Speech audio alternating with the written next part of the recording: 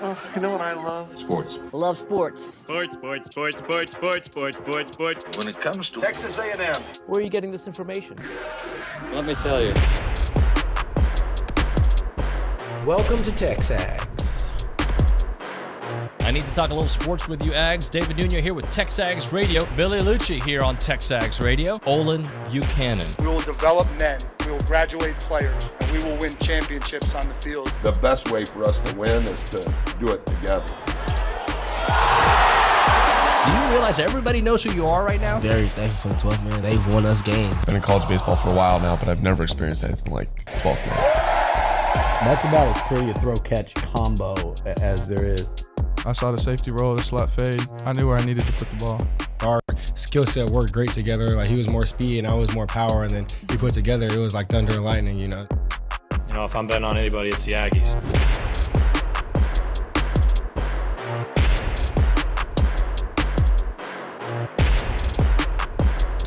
It's football season, obviously, and I've got a lot of football I want to talk about during the go hour and in this segment in particular. But can we give some props to some Olympians? Welcome into TexAgs Radio, presented by David Gardner's Jewelers, Rollo Insurance Studio. Today is Monday, August the 5th, 2024. I am David Nuño, and this guy right here is Olin Buchanan. OB, good morning, buddy. Good morning. How was your weekend?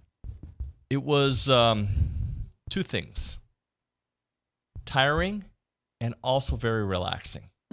Tiring because preseason of soccer for my kids has started. So we're going to Houston every single day, and it sucks, right? Like just going all the time. We had some friends come from Houston to hang out with us, which we're not very social, so it was great. And I got to just chill a little bit. So both things happened, and it doesn't happen very often. And both things were able to happen this weekend. So it was a good weekend. Long answer. Yeah. For us, it was too hot to get outside. Yeah. It was just so hot. So we spent a lot of time inside, playing cards and dominoes and things like that. And we liked that. So it was a good weekend. Good weekend. So you pay attention. I know you're not a big Olympic watcher, but you pay attention to what happens to the Aggs. You see what Fred Curley was able to do? Yeah, he got a silver medal, right? He got the bronze. Bronze, okay. And he got but he PR'd, if you will, a 9.81 there. The gold medal winner was Noah Lyles. All three of them were it looked like Curley won if you looked at his foot, but it's the torso. I didn't know the rule. Chest. Yeah. Yeah. So he gets your, and he tweeted it was an awesome race. Yeah. So, look, everybody obviously wants to win the gold medal, but to go and come away with some, with a medal is just amazing. And maybe that's because maybe I have the wrong mentality, but I would be. To me, that'd be sufficient. Man, I want a medal in the Olympics. Just to compete in the Olympics is one thing, but to come back with you get invited to go? What? Yeah. Also, we have got Austin Krychek. They ended up getting the silver. So I believe it was Friday. Is that when we had Steve Denton on? I think it was Friday. Mm-hmm. They had just beaten two of the best tennis players in the world, but not real doubles players, Carlos Alcaraz, if I'm saying that correctly, and Rafael Nadal, who, both of those guys are the best. And they beat them. They ended up losing to the Australians, but they ended up getting the silver, so props to them for that. Yeah. Very proud of them. Yeah. Very proud of them. Great job. Yep. So list season, as you know. I'm going to talk to you about college football playoffs 2024, 30 teams that can reach the postseason. Okay. This is brought to you by by ESPN. All right? And A&M does come up on this list. Are you curious what number they come in at? I would guess somewhere in the mid-20s, 26. You're wrong. Okay. I'm going to say go a little higher. Go higher? Higher than that. Does higher mean closer to 1 or? Closer to 1, sorry. Okay, so, then maybe. A little better. Maybe 21. A little better. Or even at 16? A little worse. Okay, so around 18 then. 17. 17, yeah. Okay. So I felt like I was playing The Price is Right. Heather Dinich wrote this column, I guess, and it's the Aggies coming in at 17th. FBI chances to make the playoffs, 21%. I'll take that. 7-5 season, you got a 21% chance. Let's go. Yeah, I think that's more than fair. The chances of winning a national title this year? Probably 1%. 1%. Okay. Just get me in the playoff, and I'll see what happens from there, right? Well, I've actually told you this. The ESPN bet odds to win the national championship, they're at plus 5,000. And college football rankings history, 20 appearances, highest at number 4. So wait, plus 5,000. Does that mean if I That doesn't mean like if I bet $1, I win 5,000, is it? You know that I'm the resident gambler yeah. here. But I'm just well, maybe somebody can answer that. Matthew Dawson, where are you? Well, no, actually, is it Luke in that community? I don't know what community he's in with that hairdo that he's got. M&M hair? That dye. According to Luke Evangelos, bet $100, you win 5,000. Okay, I'd bet $100 on him. Yeah, I don't think I would. Maybe next time I'm over in Louisiana. I'll bet you're 100. Maybe the next time I'm over in Louisiana where they actually have sports books, which is a ridiculous thing that we don't have them in Texas. Just my personal opinion. Why do we send all that money over to other states? I don't know. This makes no sense. When you know people are doing it anyway. They're doing it on their phones. They're doing it everywhere. So I'm going to read you just a little bit because I feel like I should allow you to go read it and not take away the hits, even though they're a competitor, if you will. Heather says the Aggies' college football playoff chances aren't better than those of Ole Miss, which is the best team yet under Lane Kiffin. But A&M is outside of that CFP bubble as a borderline preseason top 25 team. Reasons for optimism with both hires of Coach Elko and Colin Klein. They were both home runs. And it goes into the Aggies have to learn to finish and protect Connor Wigman. Finish drives and protect Connor Wigman. Yes. Either Heather's really doing her homework or she talked to somebody that really knows A&M. To me, yes. Captain Obvious, protect Connor Wigman, you're going to be good because we saw it last year. Mm-hmm. And I wish it was so simple just to focus on it because it's not as simple. I know that the coaching staff last year focused on it. It just wasn't the right methodology, right strategy, right development. I'm at the hope phase and I'm at the optimistic phase, but I don't know phase. Yeah. Yeah. Look, we've said it, since the end of last year, cautious optimism. There are different things that come up that you go, okay, I'm feeling better about this. And what I'm speaking of right away is Mike Elko talking about how he felt better about the receivers. And then we find out Jabri Barber is going to play and those things. And then you start saying, well, I feel better about this. Yeah. And I think we all feel better about the offensive line. We just don't know how much better, right? Yep. You feel like some of the glaring questions, you're starting to feel like you're getting, it's like the multiple choice and you're like, okay, I know this one. I can throw this one out. So now it's down to 3. And do you ever play that game at the restaurants where as time goes by, they start eliminating some of the options? Oh, yeah. Like, so I feel like another option has been eliminated. So, getting the right answer, the odds are getting a little bit better. It says here, and shouldn't be no surprise, the toughest test comes against Texas.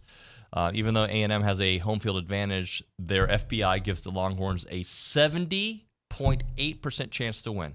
Okay. That's pretty high. Yeah, I think that I think the toughest matchup is Notre Dame. It's the biggest game. It's the first one. I think we say if you can beat Notre Dame, I think it changes the way everybody looks at you across the country. In Texas, that's the last game of the year. Yep. You'll know who you are by then. Yeah, 100%. What the committee will like, according to Heather, is a season opening win against Notre Dame.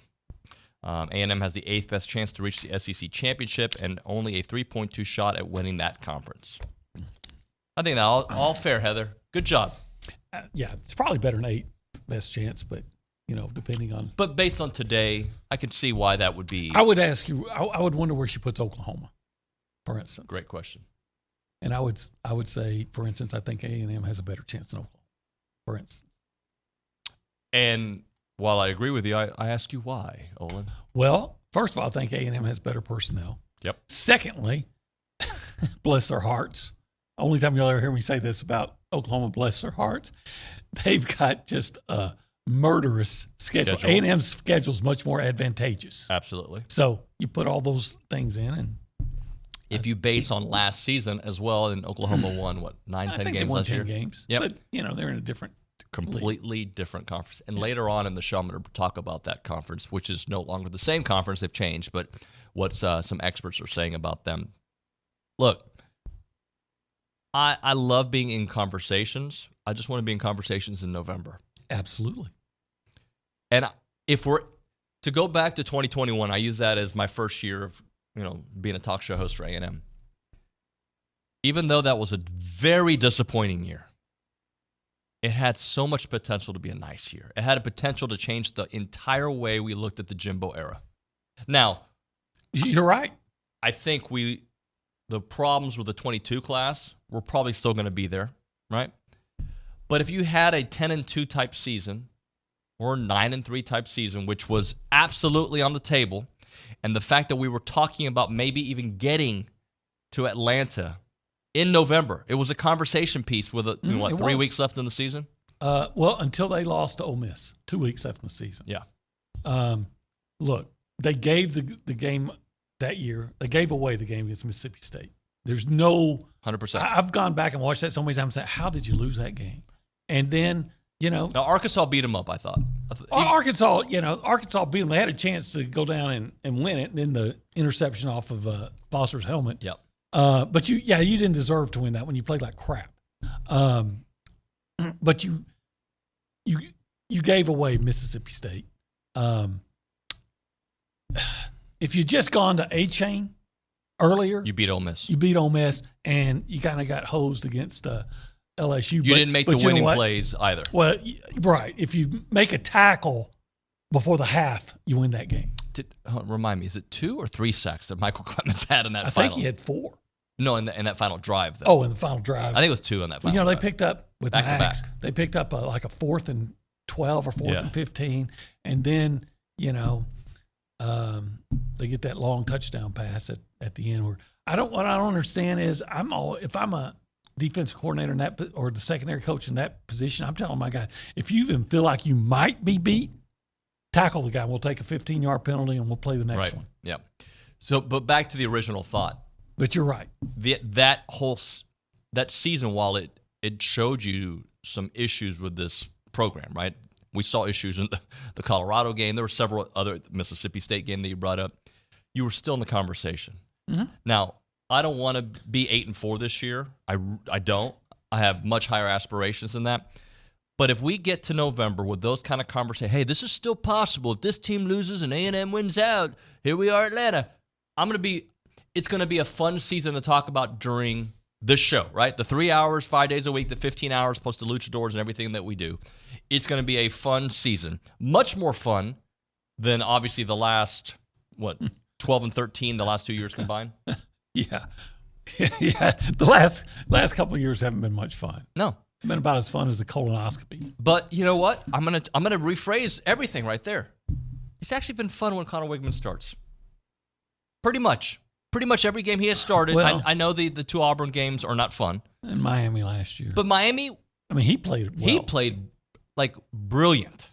Yeah, he played. If everybody had played to the level of Connor, they win that game easily. But we can go back through it. But I guess that's where I can grab some optimism. Like every time this guy has taken the field for this program, I have felt really good. Minus Auburn. 2 Auburn. And in that one, he was playing with one hand behind his back, right? The one at Auburn, yes. Yeah. And then last year he got hurt, right? And there was he only played half. They quarter. won the game. Yeah. But only played half of it.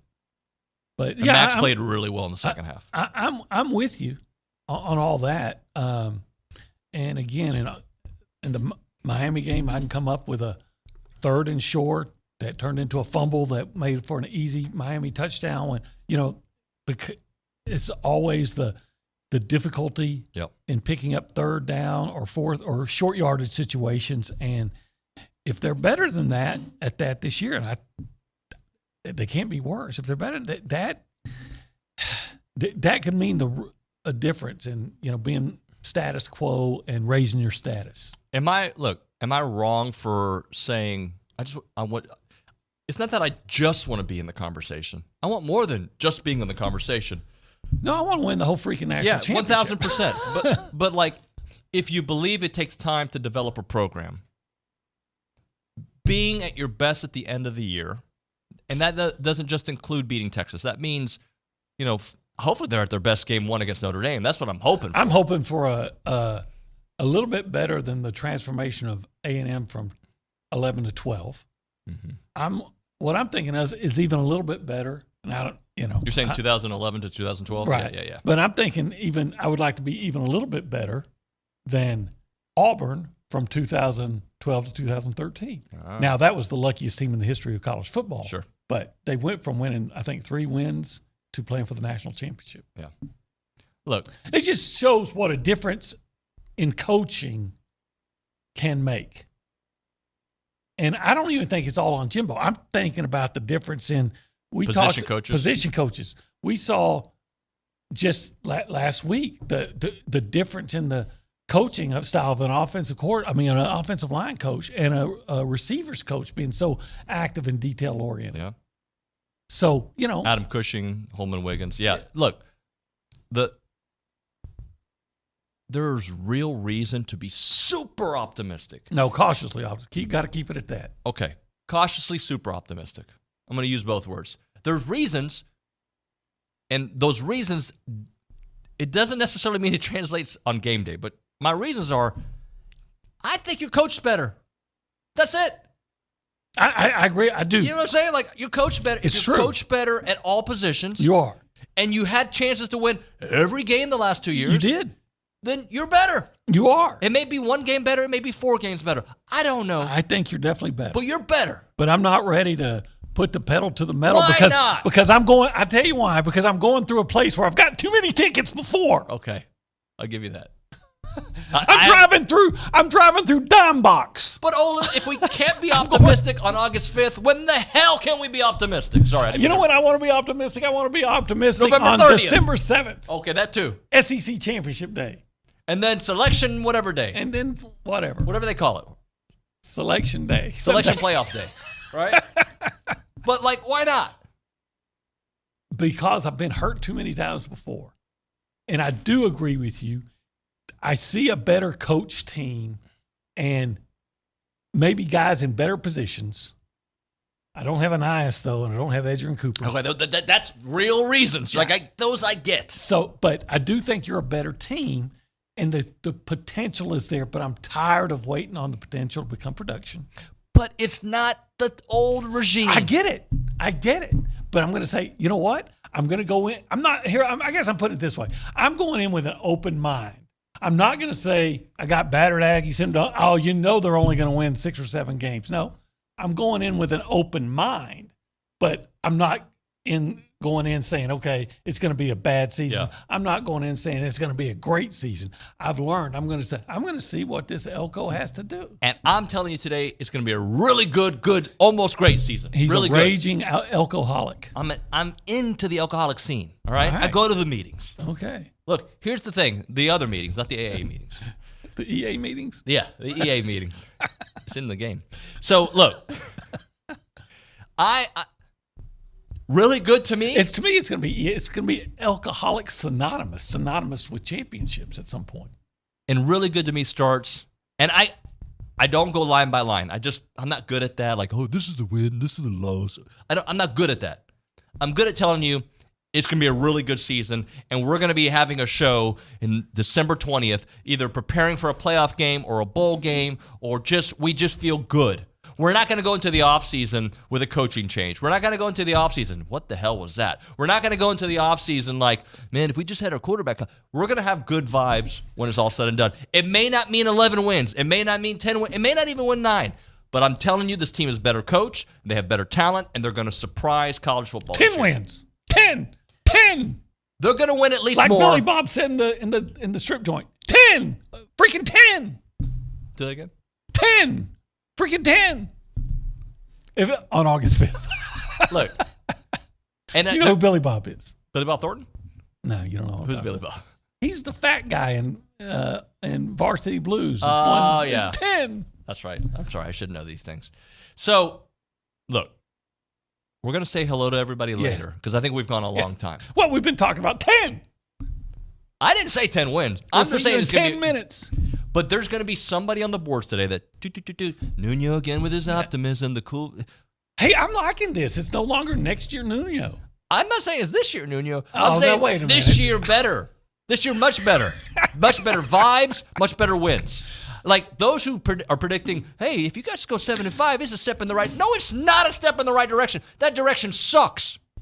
That's correct. In fact, if you're 7-5, you're treading water because you were 7-5 last year. But here's the deal. But you'll be a better 7-5.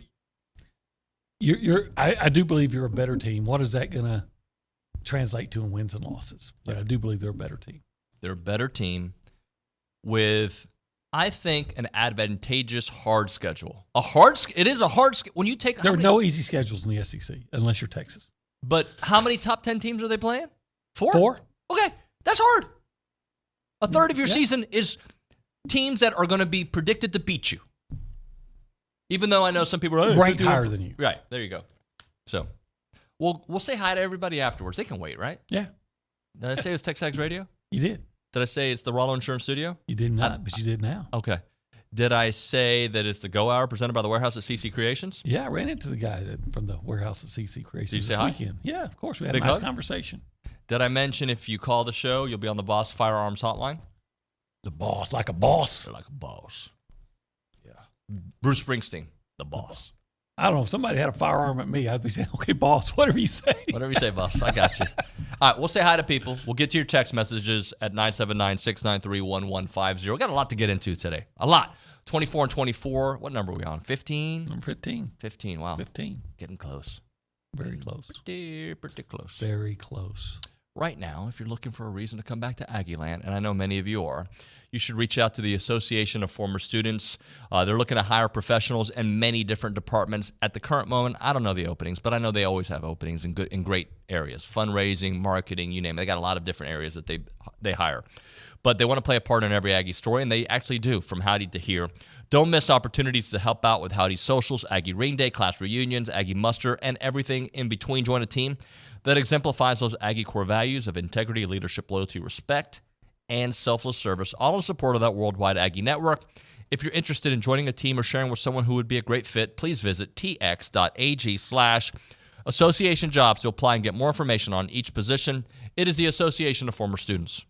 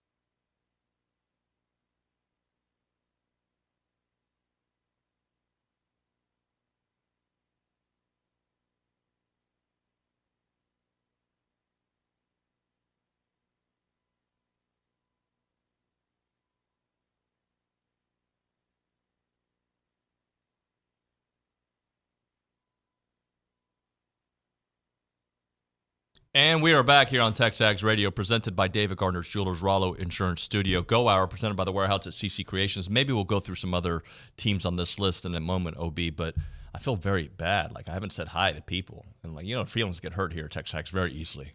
The Gen Zers, is that the generation they are? Yeah. Their feelings get hurt. Yeah, they do. By the way, nobody's feelings get more hurt than mine, for the record. But we go around the room and say hi to the people. We go behind the glass. Nick Savage is there.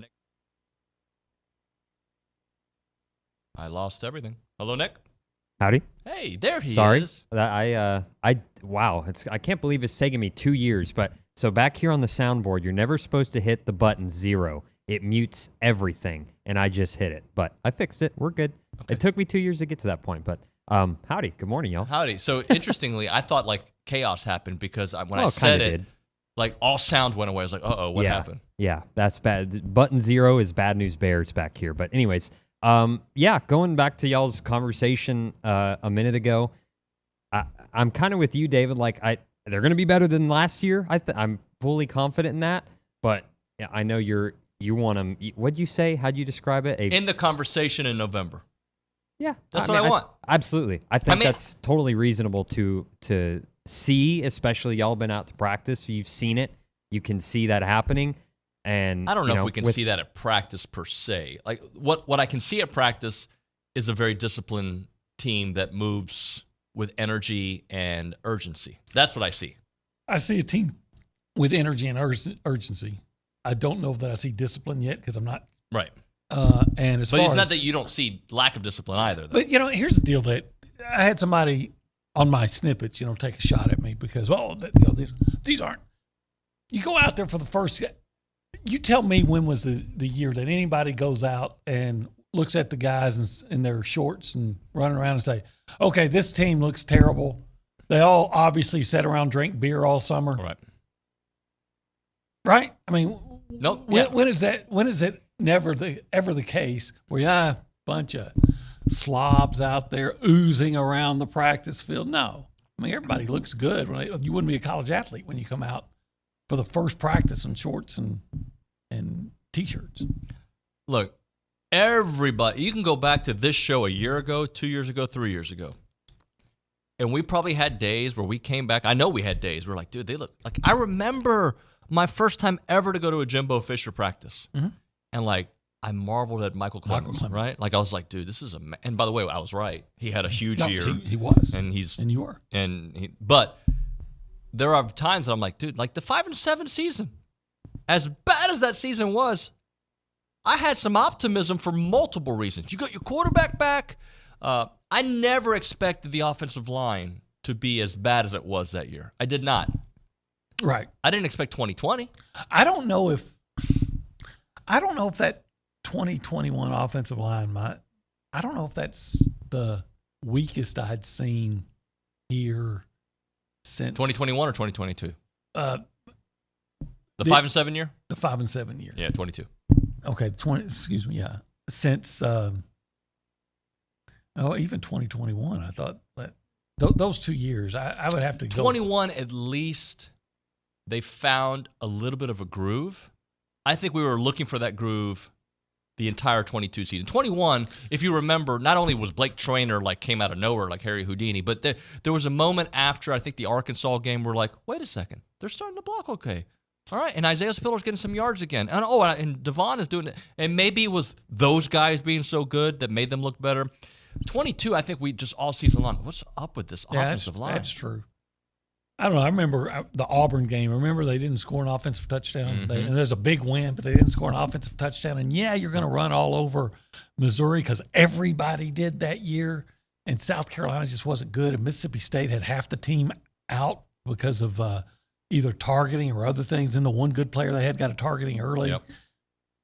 So there might have been some fool's gold in there, but you still were in a position to beat LSU. You should have beaten in Ole Miss, and you didn't. And you know what? And it probably had more to do. In fact, it definitely had more to do with coaching decisions and personnel. Yeah. Let's check in at the Angry Elephant. Elephant, yeah. Like Angry Elephant News and Social Center. Aggies gather at the Angry Elephant. We have Carson Stein there. Carson, good morning, buddy. Morning, guys. How are y'all doing this morning? Pretty good. Pretty good. Pretty good until we start talking about those offensive lines. Kind of changed my mood. Oh, I can tell. I can tell. It's been a change. It made me angry, like the elephant. I wanted to hit this text message real quick because it kind of goes back to what you guys said before the break and what you guys are currently saying about Madden in Houston texted saying, I went back and watched some games this past weekend and noticed even more how unprepared and sloppy A&M looked in so many games. Yes. How many games did we, even with that, like, dude, if they just, like, get a couple third and shorts here, they're going to win. Tennessee was begging you to win. Yes. They actually got on their knees and said, please, just beat us. Alabama, like, look, we're not going to turn it on until much later in the game, so just go ahead and beat us. You know, kick some field goals. You know, actually execute some field goals. Maybe you get by Alabama, and maybe you get by Ole Miss. Can I bro you? Yeah, bro. Bro me. Remember when we were in Tuscaloosa? I do. Okay. A&M is cruising in the first half. They have a chance to go in the half where they've been up 10 potentially, or maybe just at least have the lead. Have the lead. The bottom line. And they throw this pass, and I'm like, why are we throwing here? And what happened? Well, Haynes threw an interception. Yeah. And then what happened? On a pass that didn't need to be thrown. Right. And I think Alabama got a nice return and kicked a field goal just before the half. And if you take out that play, if Haynes just throws the ball away or runs out of bounds or just spikes, whatever, and if everything happens the same in the second half, you're kicking a field goal to win the game instead of to win that one play. Instead of that one god-awful call. So, look, sorry. I don't think they make that call. I don't. You're probably right. Or maybe they'll make the call if I have the faith in Connor that in a similar situation, he'll just run or go out of bounds or throw the ball away. Or if he's going to throw it, have the strong enough arm to throw it deep that if they intercept it, at least they're not like right in scoring position. But I think Connor makes good decisions. I've still not seen Connor throw an interception that was his fault. Look, you're exactly right. The Anias bobble. Anias fell. He slipped. Remember, it was so wet that day. That's right. The ball's going to be on him for about a 15-yard gain, and just before the ball gets there, he slips. No fault of it. It's just one of those things. Ball goes 5 yards past him, and that big safety from Miami hits him. And then the other one, it's fourth down. They have to score. It's late in the He's got to throw. And you live with whatever happens. And he's under pressure. So if he takes the sack, the game's over, or so he throws it up, hoping for the best, and he got intercepted. That's not on the quarterback. There was actually one other one that didn't count. Thank goodness. If you remember his first start ever, which was fantastic against Ole Miss, it was the second to last drive, and he threw a ball that only would be picked off out of bounds. I don't know if you remember it. And Ole Miss picked off, and they thought they had the ball. It was over. They were out of bounds. They were out of bounds. It was actually, to me, and I'm going to give him credit for this, a brilliantly designed idea to throw it there that if our receiver, I forget who the receiver was, maybe it was Noah, who can make the grab, makes it, or if not, is a pick out of bounds, still our ball. Yeah, again, I haven't seen him throw an interception. It's his fault. He's only thrown 2, and neither one of them is his fault. So the point is, I feel good about Connor under pressure making a good decision. Yes. He doesn't even have to make a great decision. Make a good decision.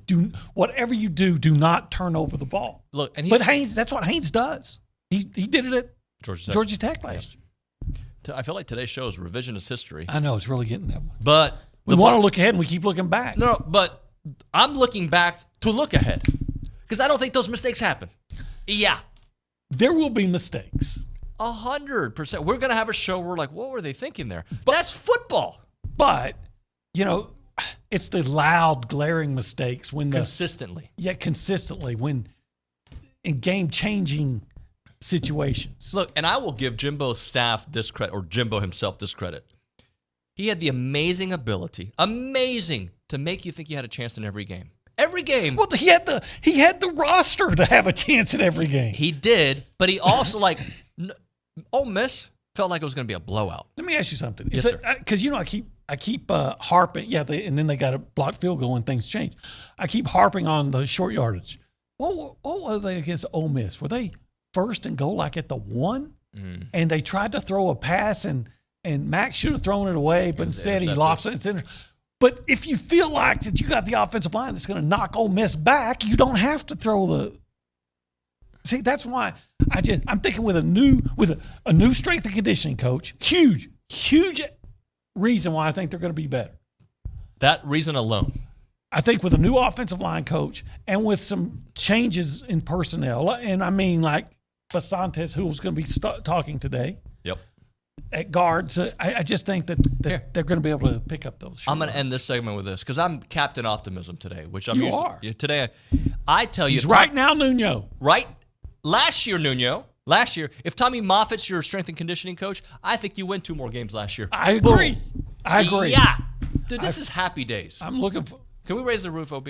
I'm just wondering if we're going to come back to the Happy Days theme song. But yeah, we can raise the roof. Yeah. I love. Okay, don't do the face. You did the overbite thing. Don't do the overbite. I got the Uncle Rico look. You do. But it's not too. It's like Uncle Rico-ish. Today's more Olin mix. Like I don't have anything in the hair today. Well, you're about to get a phone call from Irma. 3, 2, 1. All right, we're gonna hit a break. We should probably move on to a new topic. We should probably get to 24 and 24. Yeah. We should we haven't even finished the list. We've been like revisionist history. It's like a history class today. It really is. Yeah. Sorry. You know what? Those who don't learn from history are doomed to repeat it. We're learning. We've learned. We've learned. And that could be applied in many different conversations, OB.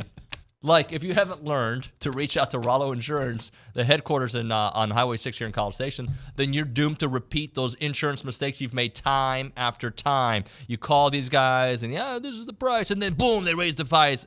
Look, I'm assuming that's happened to people I know, maybe in this studio, and recently. That being said, call Rollo Insurance. Call them up. They're going to take great care of you. They have offices all over the great state of Texas, 53 in Texas. You got South Texas in Houston. You've got North Texas DFW. You got Tyler. You got Austin. You got San Antonio.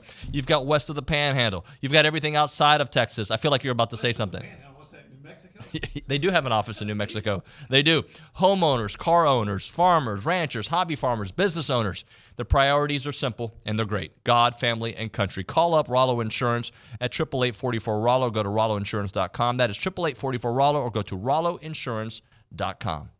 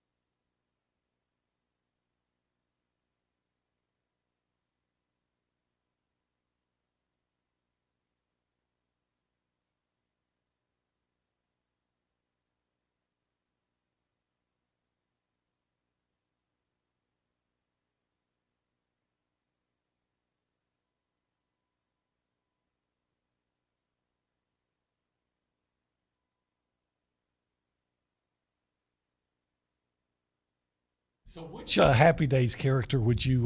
Fonzie. You think?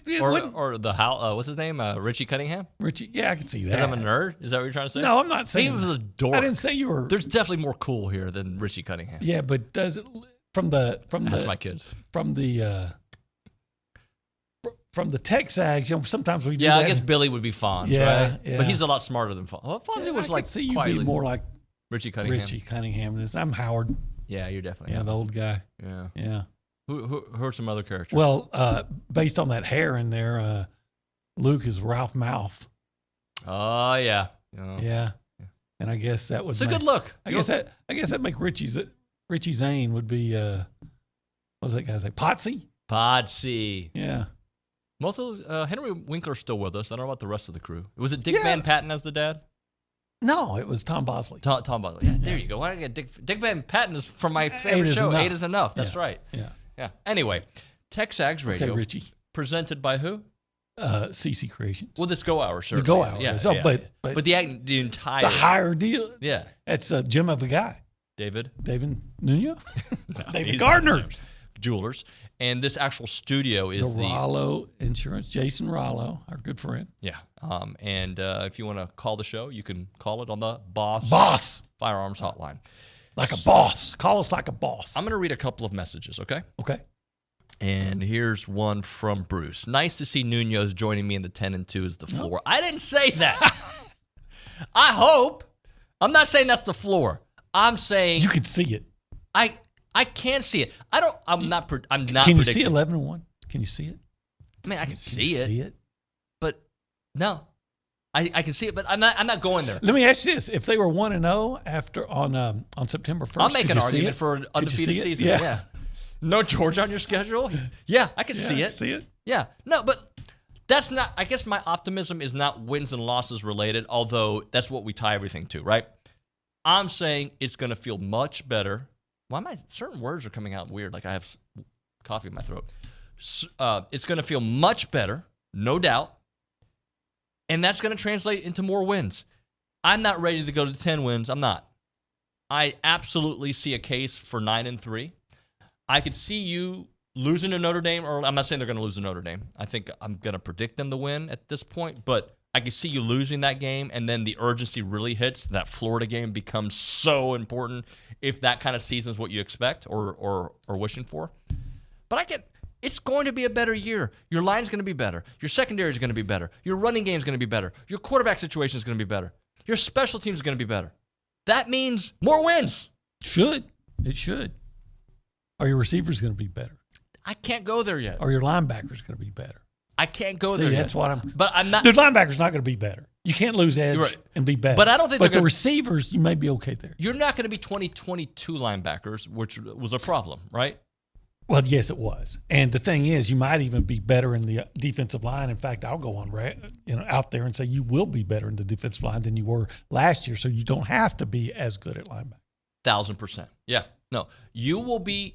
You're going to be a better team with, I think, a manageable, hard schedule. You know what I wonder? I'd like to know what you wonder. On defense? Yep. And we'll probably ask Bateman this tomorrow or whenever we do it. How are they going to use Cassius Howell? Mm-hmm. Big Cassius Howell guy. How are they going to use him, though? Big Cassius Howell guy. Also, Jack Stockton on the YouTube page. I can't handle this much optimism from David on a Monday. Am I typically pessimistic? Here's the deal, guys. I know y'all don't all experience this like I do because you don't sit next to David in the press box. David can be optimistic, can be incredibly optimistic and incredibly pessimistic in the same 3-minute stretch. Between snaps. I promise you, I think I have a condition. And you're like that guy from Me, Myself, and Irene. Oh yeah. I think I have a condition because I feel great with the lead. It's just a field goal.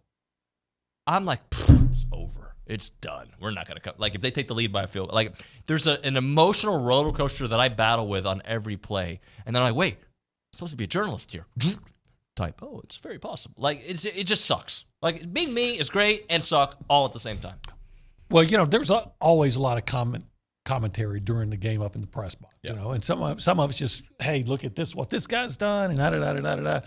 And what you say, and it's not really that much different from, you hear from a lot of people. But I've learned to, you know, I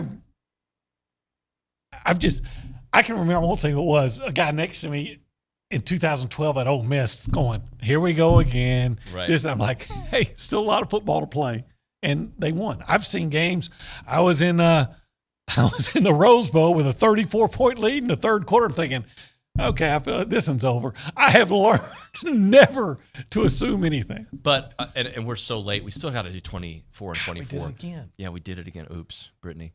But I remember, I'm not going to say who the media member was, but I will give you this credit. It was either 21 or 22, probably 22. First game of the season.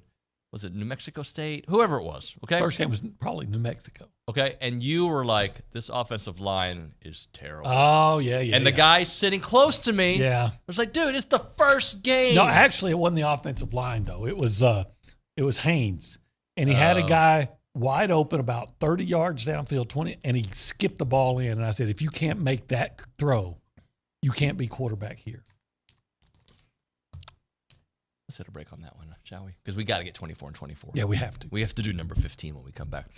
If you've got pain from arthritis, we all know that's awful. If you've got bone-on-bone constant pain, that's obviously awful. If it robs you of joy and stuff that you love to do, you got to fix it. You got to fix it right now because there are effective ways to deal with that pain.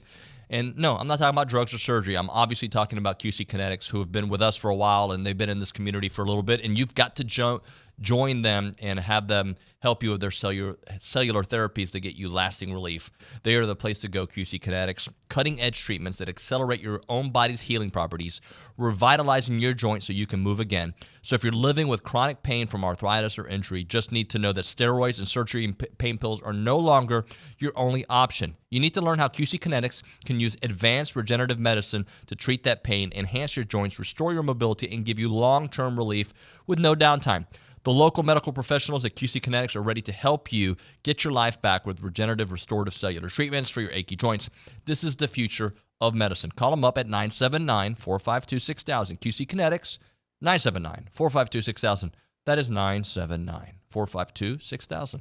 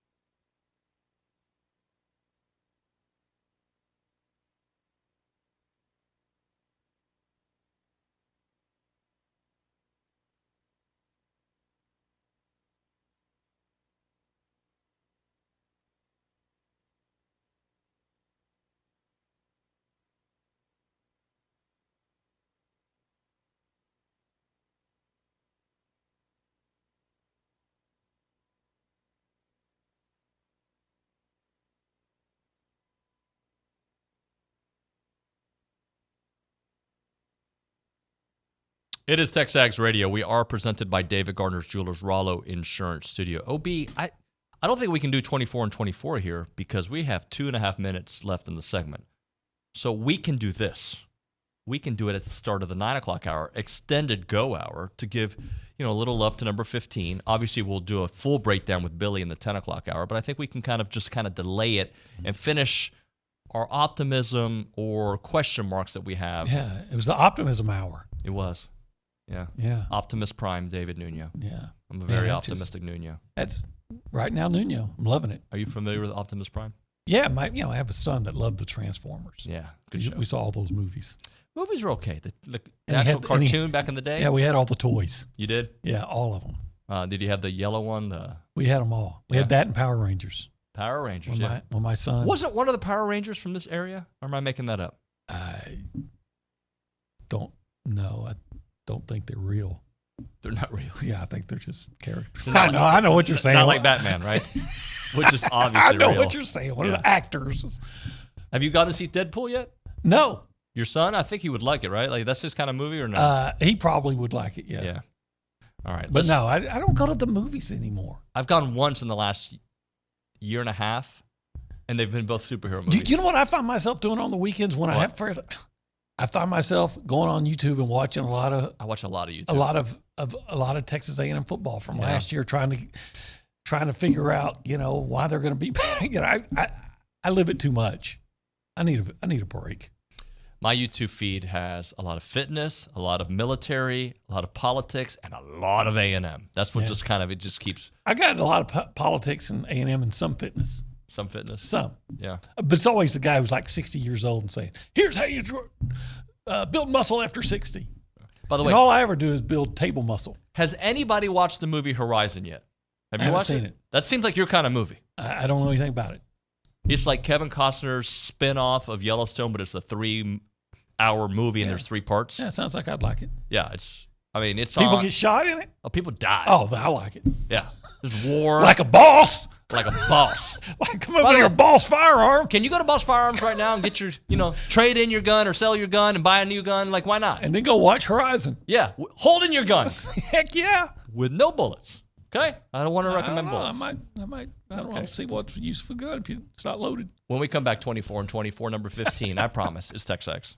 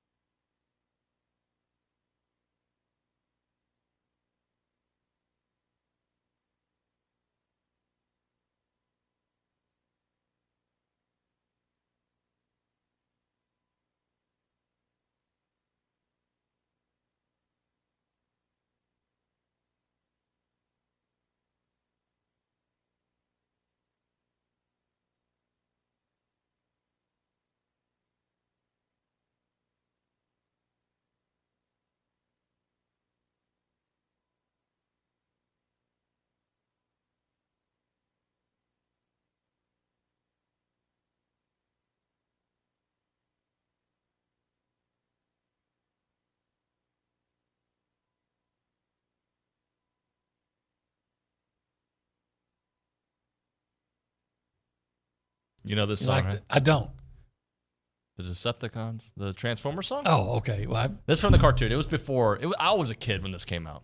Oh. TexAgs Radio, presented by David Gardner's Jewelers, Rollo Insurance Studio. Extended go hour because we never got to 24 in 24. Should we do that? Yeah, let's do it. All right, let me get to the read. Here it is. 24 in 24 is brought to you by FBS Appliance, committed to delivering an exceptional experience from start to finish. You can trust them to provide unparalleled service and support every step of the way because FBS Appliance is your trusted appliance store. Visit any of our 8 showrooms, theirs, across Texas, or find them online at factorybuilderstores.com. Number 15, Tyreek Chappelle. Best thing to come out of Philadelphia since the Declaration of Independence. I don't know. Isn't he from Philadelphia? I believe you were correct on that one. He is. I was so happy when he went into the portal. I was a little worried because I'm like, dude, he was one of the ones that we relied on in the secondary, and then we started adding guys. Then he decided to come back, and it brings depth to a position that needs to be better this year, and they know that. I remember the first time. I think it was his first start or his first extended action was against Arkansas in 21. I don't know if you remember. They were hadn't he been a starter since his first game as a freshman year? Was it maybe okay? But the first time I remember they were picking on him was in the Arkansas game. Okay, as anybody would. Yep, and they were going to him and then he grew that season. And by the end of the year, you're like, this guy's a plus on the field because in the beginning you're like, freshman, like most freshmen are. It takes time. Well, he's their best corner, right? And I think if my memory's right. Haven't looked this up before. I think he's in his career broke up 24 passes. That's not a small amount. No. Even over 3 years. It's going to be his 4th year as a starter. I mean, how often do you see that anymore? You don't see that. So, yeah, him coming back, especially when you're trying to bolster your cornerback situation, I think he'd be excellent as a nickel corner. But, he's been Which you might see him in that. You might, but, they're going to put him in the best position where he's going to commit the most production out of him. They're showing from Mississippi State. I think he had an interception last year. Had a great game that day. Yeah. I think having him back, that's just one more reason to feel really good about the secondary. So in the video that's playing, I'm just reminded of how great that practice facility is. It's so freaking big. It's so great. It really the indoor is. facility. Well, the whole thing now, especially with the new extension building coming out, it's I can't imagine if you were a college football player to come in and look at that and like a recruit and look around and say, man, this is amazing. He started 8 games in 2021. Okay, so 8. Appeared in all 12 though. As a sophomore, started 11 games. And in 23, started at corner all 10 games that he played in. 2021, SEC coaches all-freshman team, also the athletic freshman all-American team. In 2023, 21 tackles, 13 solo, 8 assisted, 1 pick, 6 passes deflected. In his career, he's got 2 picks. I'd like to see that number go up. Yeah, I'd like to see him have more than that in one season, right? Mm-hmm. A&M doesn't intercept a lot of passes. In fact, I think I believe, and we've talked about this, I believe they're coached not to look for the ball. I believe they're coached to look, or they were coached to look at the receiver's hands and react to his hands instead of look for the ball. And I think that's not a good idea. I would not be surprised if Tyreek Chappelle, if his numbers were to get up, if they're as well as the entire secondary, if they are coach to actually look for the ball on occasion. Yeah. So we'll do a lot more with Billy here on, but I want to talk. You remember when I said we'll talk about the Big 12 in a little bit earlier in the show? Yeah. So Greg McElroy says he does not believe the Big 12 has one single national championship contender. Here's the bite from his podcast. There are none in this league. With all due respect to Utah, Kansas State, Kansas, and Oklahoma State, I think there's a lot of teams in this league that can get to the college football playoff. I just don't think that there are any that can win the national championship. I agree. Would Utah, if you're going to think about that, would Utah be? I think they could upset a team in the playoffs, and that's about it. Arizona, if it was last year's Arizona team, but so much has changed from there. The coach left and a lot of players went with him. Still got a good quarterback there. So I'm going to compare this to ESPN's 30 teams that can. Is it? How was the title? Can reach the postseason. Okay, and they probably mean playoff. Right. So we're going to stop at the first Big 12 team. Okay. Georgia 1. Okay. Oregon 2. Texas Longhorns 3. 4 is Ohio State. Okay. Followed by Penn State, believe it or not. That was pretty high. Notre Dame at 6. Notre Dame 6. Okay. So far we're playing 2 of the top 6 teams. Yeah, so far. I'll continue on. There's a lot. Alabama 7. Missouri 8. Oh, 3 of the top 10. 3 of them. 3 of the top 10. Tennessee 9. Tennessee 9. LSU's That's coming. pretty high, right? Yeah, I think so. This one, you're going to love this one. Oklahoma at 10. See, I just don't see it. I know you don't. We haven't done a Big 12 team yet, right? Right. No, it's 10 with that. 11, Florida State. Okay. Number 12, Michigan Wolverines. Oh, by the way, there's a story there from over the weekend, which we kind of knew was coming. 13, Clemson. Okay. Still no Big 12. LSU, 14. 14, so A&M plays 4 of the top 14. Okay. Kansas Jayhawks is the first team. And it's Kansas. Kansas. Maybe I'm wrong here. I think A&M has a better chance to reach the playoff. But because they're in the Big 12, maybe I'm wrong, right? Well, in the Big 12, they're saying, well, somebody's you know what I call it? And I'm such an SEC elitist. I get it. I call it the Cosmo Kramer principle. Now you got my attention. Because you saw all the Seinfeld episodes. Everyone. You saw the one where Kramer's bragging about being the best in his karate class. Yes. And then it turns out he's the only adult in it. Everybody else is 10 years old. That's kind of like being the best team in the Big 12. Right? I expect you to be good if you have any talent at all in the Big 12, especially this version of the Big 12. It's the whole idea about the difference between swimming in the pool and swimming in open water. In the Big 12, you're swimming in the pool. You get in the SEC, you're swimming in the kiddie pool. open. You're going to be in open water. Back-to-back Big 12s. Oh, back-to-back. Kansas State at number 16. Okay. Number 17, the Aggies. Okay, we discussed that. Ahead of number 18, Ole Miss. Huh. Do they think Ole Miss's schedule's tougher and therefore they're less likely to win 10 games? Is it tougher, though? I don't know. I don't think it's tougher. They play. I think the first 7 games are cakewalk. Yeah, but you got to play 12. Ole Miss should have a top 10 chance to make the playoff if it would have qualified for the 12 team last year. The Rebs are likely to be even better this year with Jackson Dart returning. Let's see. Toughest test, the Georgia game, which, yes, we know. What the committee will like. They play Alabama? I don't have their. Hey, Nick, do you have their schedule in front of you? I can pull it up if not. I think they do play Alabama. I'm trying to think of what the schedule is that makes them say that, okay, they're less likely. Here, I got it right here. Furman, Middle Tennessee. Yeah. Wake Forest. Well, we know they're going to win their first 7. Georgia Southern. Okay. Kentucky. It just went away for a second. Where'd it go? There we go. South Carolina. Okay. They're 6-0. All right. At LSU. Okay. All right. Oklahoma. All right. They're hosting Oklahoma. Yeah, they're going to win, but okay. At Arkansas. Okay, I'm going to win there. No, they don't have Alabama. Georgia. At Florida. Hosting Mississippi State. That's a 2-loss team. That's a 10-2 team, most likely. Now, remember, they easily could have, and some might say, if you can run for a yard on the goal line, should have lost to A&M. Right. So we go through that list, and I think Ole Miss should be higher, personally. I think a lot of people are just assuming Ole Miss defensively is going to be so much better because of Walter Nolan. Well, and they've added other pieces as well. They've added some Prince Umalea or whatever he's from Maynard, Texas. Louisville. 19. The Miami Hurricanes, number 20. We've only done 2 Big 12 teams, right? Right. 10% of the top 20 is from SMU, 21. SMU. Yeah, they have an easy schedule. Yes, they do. They have a really. Boise State, 22. Boise State. Okay. Arizona. There we go. Arizona. I still think of them as Pac-12. Yeah, I don't think they're going to be very good this year, or not nearly as good as they were last year. Tell me if you like this one. 24 to UTSA. Okay. They say so. They play Texas week. Do they still have that good quarterback? I thought he's done Frank something. Frank Harris. Frank Harris. Harris. The four-season program contender, but there are some questions this fall after the departure of key veteran Frank Harris. Well, they got the tight end out of College Station High School, Houston Thomas, and that's enough to put him in the top 25. NC State, 25th. Okay. Auburn Tigers, 26. 26 for the Tigers, man. No thorn in their side. How about this one? USC, 27. They're not making the playoffs. No. 28. They're losing to LSU right off the bat. This is our 4th Big 12 team, 28. I believe. Oklahoma State. Okay. Is that the 4th, right? That's 4th. And then Utah Utes. 5. 29. And 30. Texas Tech. 6. So that's pretty good numbers. Yeah, that's pretty good. How many did the SEC get? 8?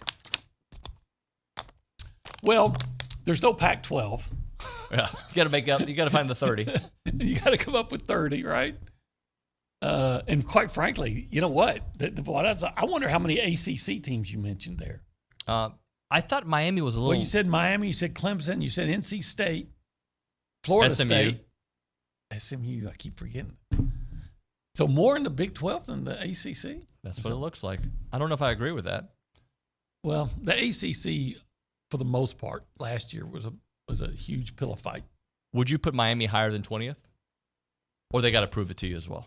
Yeah, they got to prove it. I mean, people, it's funny to me. I guess it's because A&M's in the SEC, but boy, Miami sure gets a whole lot more grace than A&M does. What has Mario Cristobal done?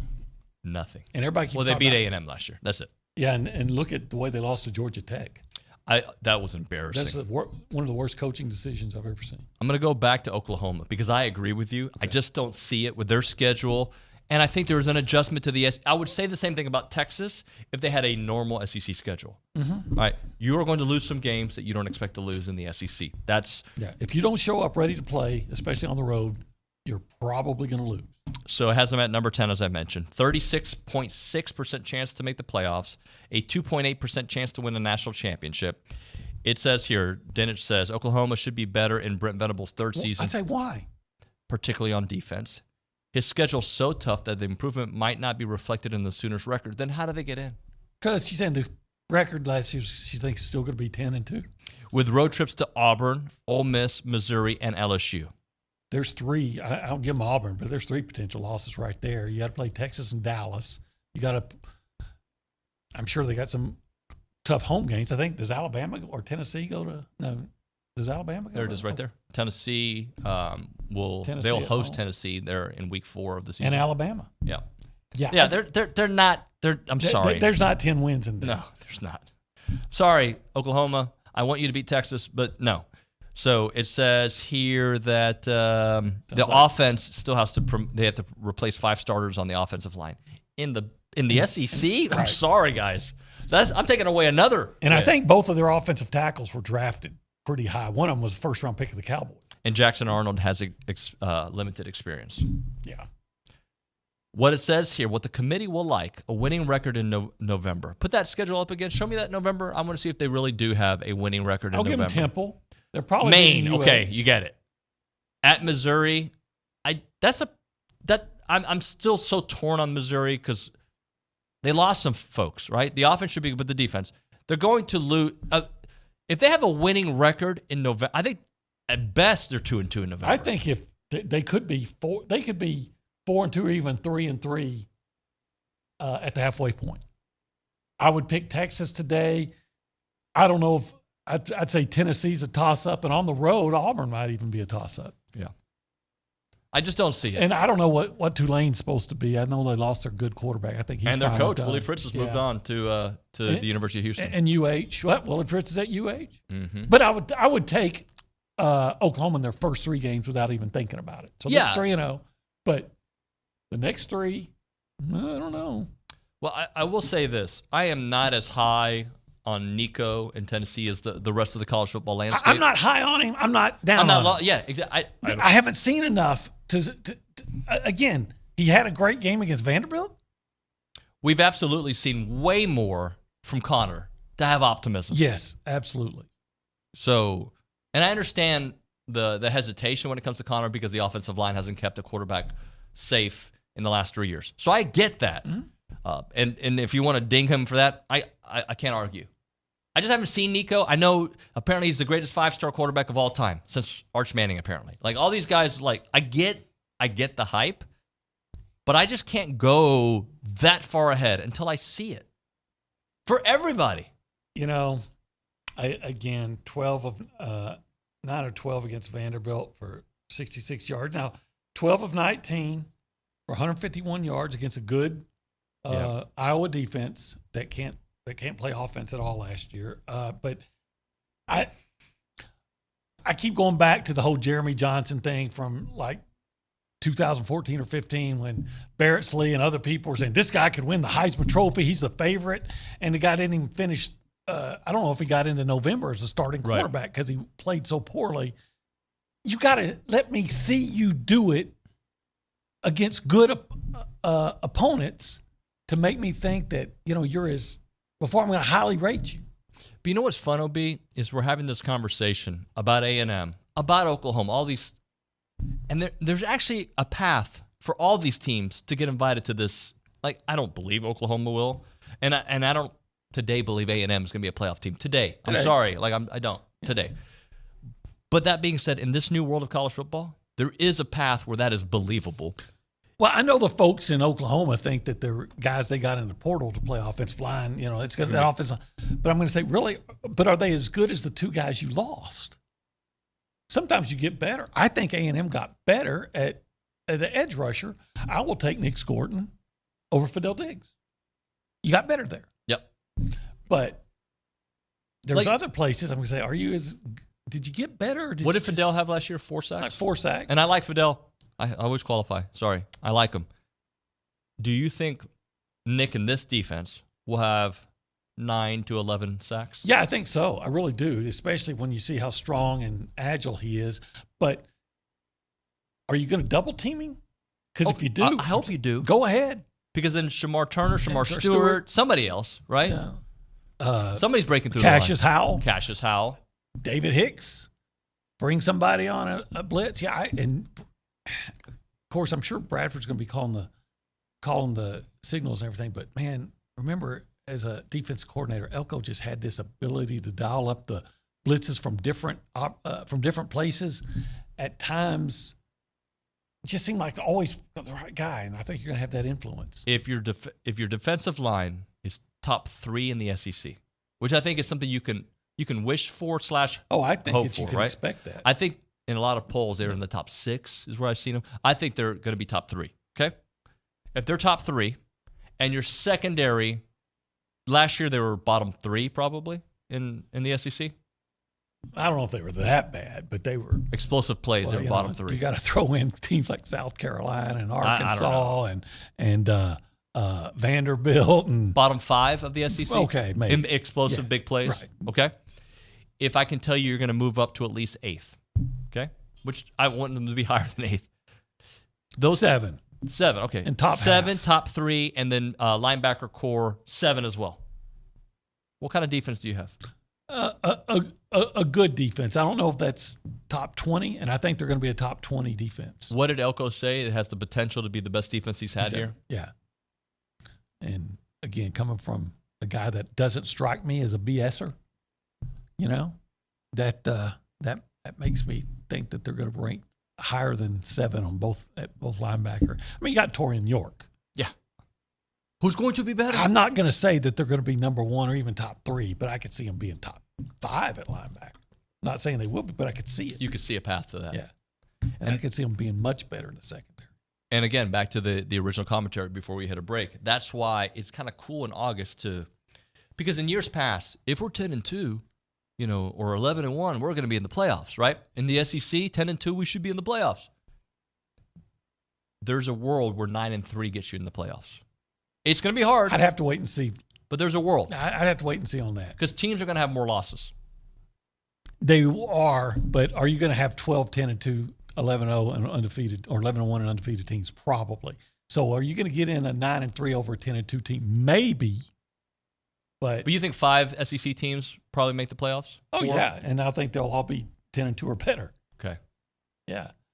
Look, I saw A&M be in my mind, the second best team in the country, and they got left out of the playoff over one team that's conference had to change their rules just to get them in, and then Notre Dame that didn't deserve it. So I'm not going to assume anything. I think they always talk about strength of schedule, but at the end of the day, they almost always come back to your record, unless that 9-3 team is like Alabama. Right. If it's the big name team, then they'll find a way. Yeah. All right, let's hit a break here. A moment right now for Caldwell Country Chevrolet. They're on Highway 21 in Caldwell and online at caldwellcountrychevrolet.com. Locally owned and operated. Aggie alumni are taking care of the business over there because they love this community. They are a proud supporter of Aggie athletics. They have a very strong and committed sales staff with many years of experience and, of course, satisfying those customer needs. They have complimentary pickup and delivery for service customers, something that they do better than anybody. Free oil changes for life on the purchase of your vehicle, as long as you own that vehicle from Caldwell Country Chevrolet. They're going to give you free oil changes. And they're the place to go with just a great staff, great pricing, and great people there at Caldwell Country Chevrolet. Make that short drive to Caldwell and experience a car buying experience like never before. We're talking 15-minute drive, the edge of Bryan to the beginnings of Caldwell. Short conversation away. But you'll see the difference when you step on the lot and do business with the great people there at Caldwell Country Chevrolet. Highway 21 in Caldwell. Find them online at caldwellcountrychevrolet.com.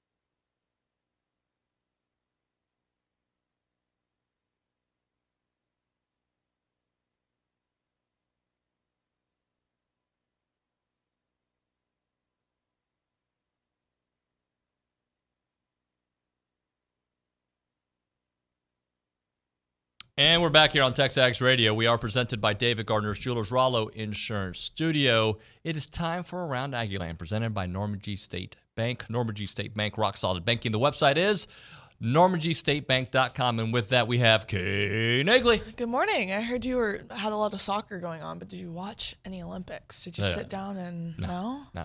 I did watch Fred on Twitter. Okay. Yeah. On Twitter. Yeah. So after the fact? Like moments after, yeah. Nice. Yeah.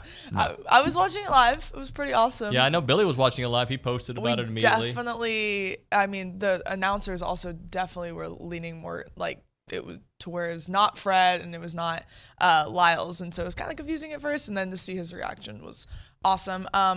Speaking of Olympics, 4 Aggies medaled at the 2024 Paris Games over the weekend. So like I just said, Fred Curley, class of 19, he won bronze in the 100 meter. That was great to see Americans both on the podium for that. Shamir Little and Bryce Deadman, classes of 17 and 19, won silver in the mixed 400 meter relay. They were the ones who also set the world record in the semifinal race.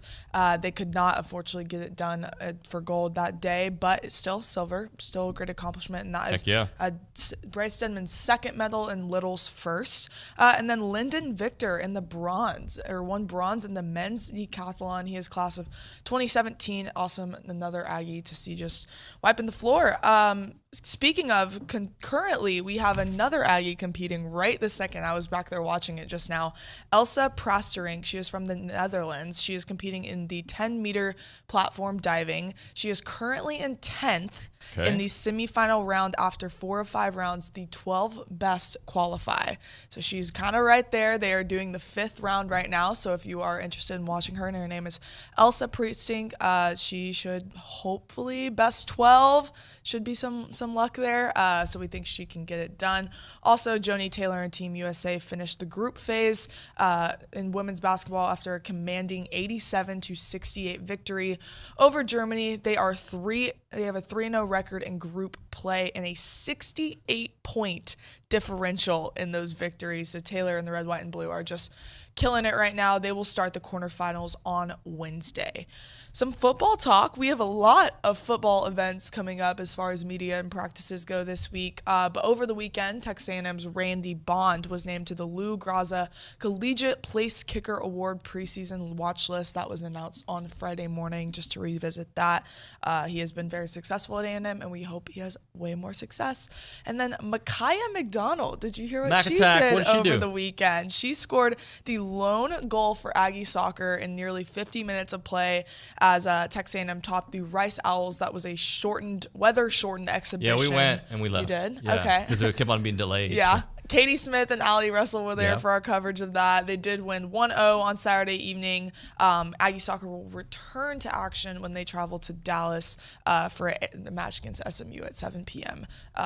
So that will be Thursday. And then just a reminder, they do open the regular season the next week at Lamar, and then hosting Denver in the home opener on Wednesday, August 21st. So fall sports right around the corner. I know we will have a bunch of football talk this entire week. Excited for it to get going. And who are we talking to today at the across the street? We have let me pull up Shamar the names. Stewart. It's Chase Basantis. There's one more, right? There's 4. There's 4. Okay. We got Chase Basantis, Mark Naboo, Albert Regis, and Shamar Stewart. Cool. So a bunch of linemen. All those guys, by the way, I expect really good seasons. Those are some talented guys, talented returners. Yep, no doubt about it. Thank you, Kay. Appreciate you. Let's try to get one message in here. We go to the Angry Elephant News and Social Center. Carson Stein, tell me something good. We don't have a lot of text coming in right now, but I wanted to read this from the YouTube chat. It says, think about all the mistakes week after week under Jimbo that never got corrected. Elko will correct mistakes immediately. He's a detailed guy that knows what he does. Look, I'm not going to argue that. I think it's going to be better. There's so many unknowns when things change. I know they're going to be better. That's the known. They're going to be better. How that translates into wins, I don't know. Look, every coaching staff has these. Like even Nick Saban had blind spots at some point, and then he addressed them and fixed them. So certain new problems will emerge, but I think old problems will go away. And hopefully the new problems that emerge will be minor problems that are fixed in season, mid-season, week to week. That's what you can hope for, and that's what I fully expect. I have full confidence that this staff is going to get it done. I do. I have full confidence that they will find a way to get things done. When we come back here on TexAgs Radio, we're going to talk to Adam Rittenberg of ESPN. He's got some thoughts on everything happening with Michigan. I think he was at Notre Dame last week, so maybe get an update on what's happening with the Irish as they're getting ready for that first game here at Kyle Field. But before that, let's hit a break and talk Heritage Films. They are a company that makes documentary films, and they do different types of documentary films. I've given you the obvious ones, right? About your father, which would be a cool one, your mother, your grandfather, your family business, your family ranch. Like those are like, but there's so many different ways you can tell stories about things that are important to you. I've been bringing up tailgating recently because I think if you have like this weekly tailgate you do for A&M games and your family all goes together and you all dress in maroon and you've got all your friends that come, imagine having Chance McClain as an eye in the sky interviewing those that are there and like how the tailgate got together, how you guys, who does the cooking, who sets up the tables, who sets up the TVs. How many of you stay there at the tailgate during the game? How many go into the game? There's so many different ways to tell that story, and Chance McClain can tell it 2-hour documentary style. He is the absolute best at doing it. And yes, he can still tell the family ranch story. He can tell the family business story. He can tell about your grandfather, how he met your grandmother and started this great family here in this area. Whatever it may be, Chance is the best at telling those stories. The website is yourheritagefilm.com. Yourheritagefilm.com. 713-893-8341, 713-893-8341.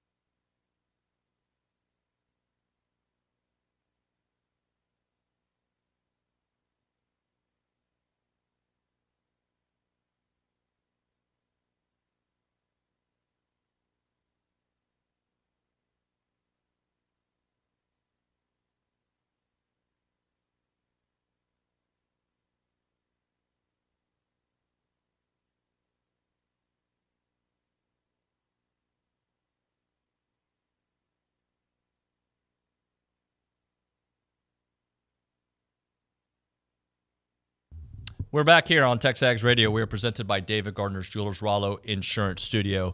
Let's go to the Boss Firearms Hotline here in a moment. Boss Firearms, Aggieland's premier gun and accessory shop. They've got all you need to build your next firearm. Check them out at bossfirearms.com. We go to the hotline, and that's where we find Adam Rittenberg here on TexAgs. Adam, how you been, bud? Doing great. Thanks for having me on. Thank you, buddy. So I guess we'll start off with the big news story from over the weekend.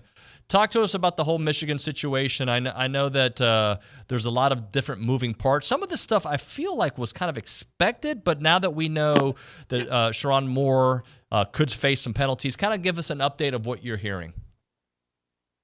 Right. So like any infractions case, Michigan's on the verge of receiving its notice of allegations from the NCAA. And, a draft obviously got out over the weekend by a couple of my ESPN colleagues. And, a lot of it, like you said, was stuff that was reported last year when everything was going on around Connor Stalions in terms of, him on the sidelines, the Central Michigan bench, and the number of games that, he allegedly stole signs from or directed people to steal signs from.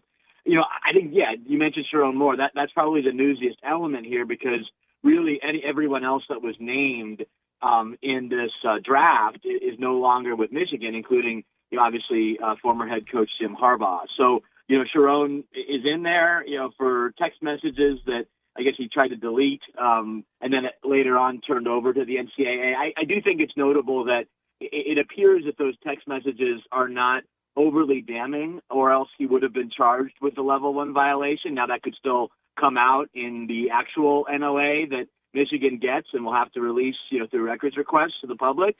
But if he does not get hit with a level 1 violation for those texts, and you guys, coaches will always communicate all sorts of things with each other through text message. And obviously when Connor's name got out, he, I would assume, panicked and just deleted everything he had in connection with Connor Stalions. But we do know that Sharon Moore also was involved in another NCAA investigation that was resolved earlier this year. So technically he could be a repeat violator, and that would be the concern if I'm Michigan is what's going to happen to my head coach, what type of penalties could he be facing. I would have a greater concern of that versus team-related penalties. I don't think this is going to result in massive vacation of wins or national title or anything like that. They had to have known that this was possible when they decided to make him the head coach, right? Like this was all probably potentially going to happen. You certainly would hope so.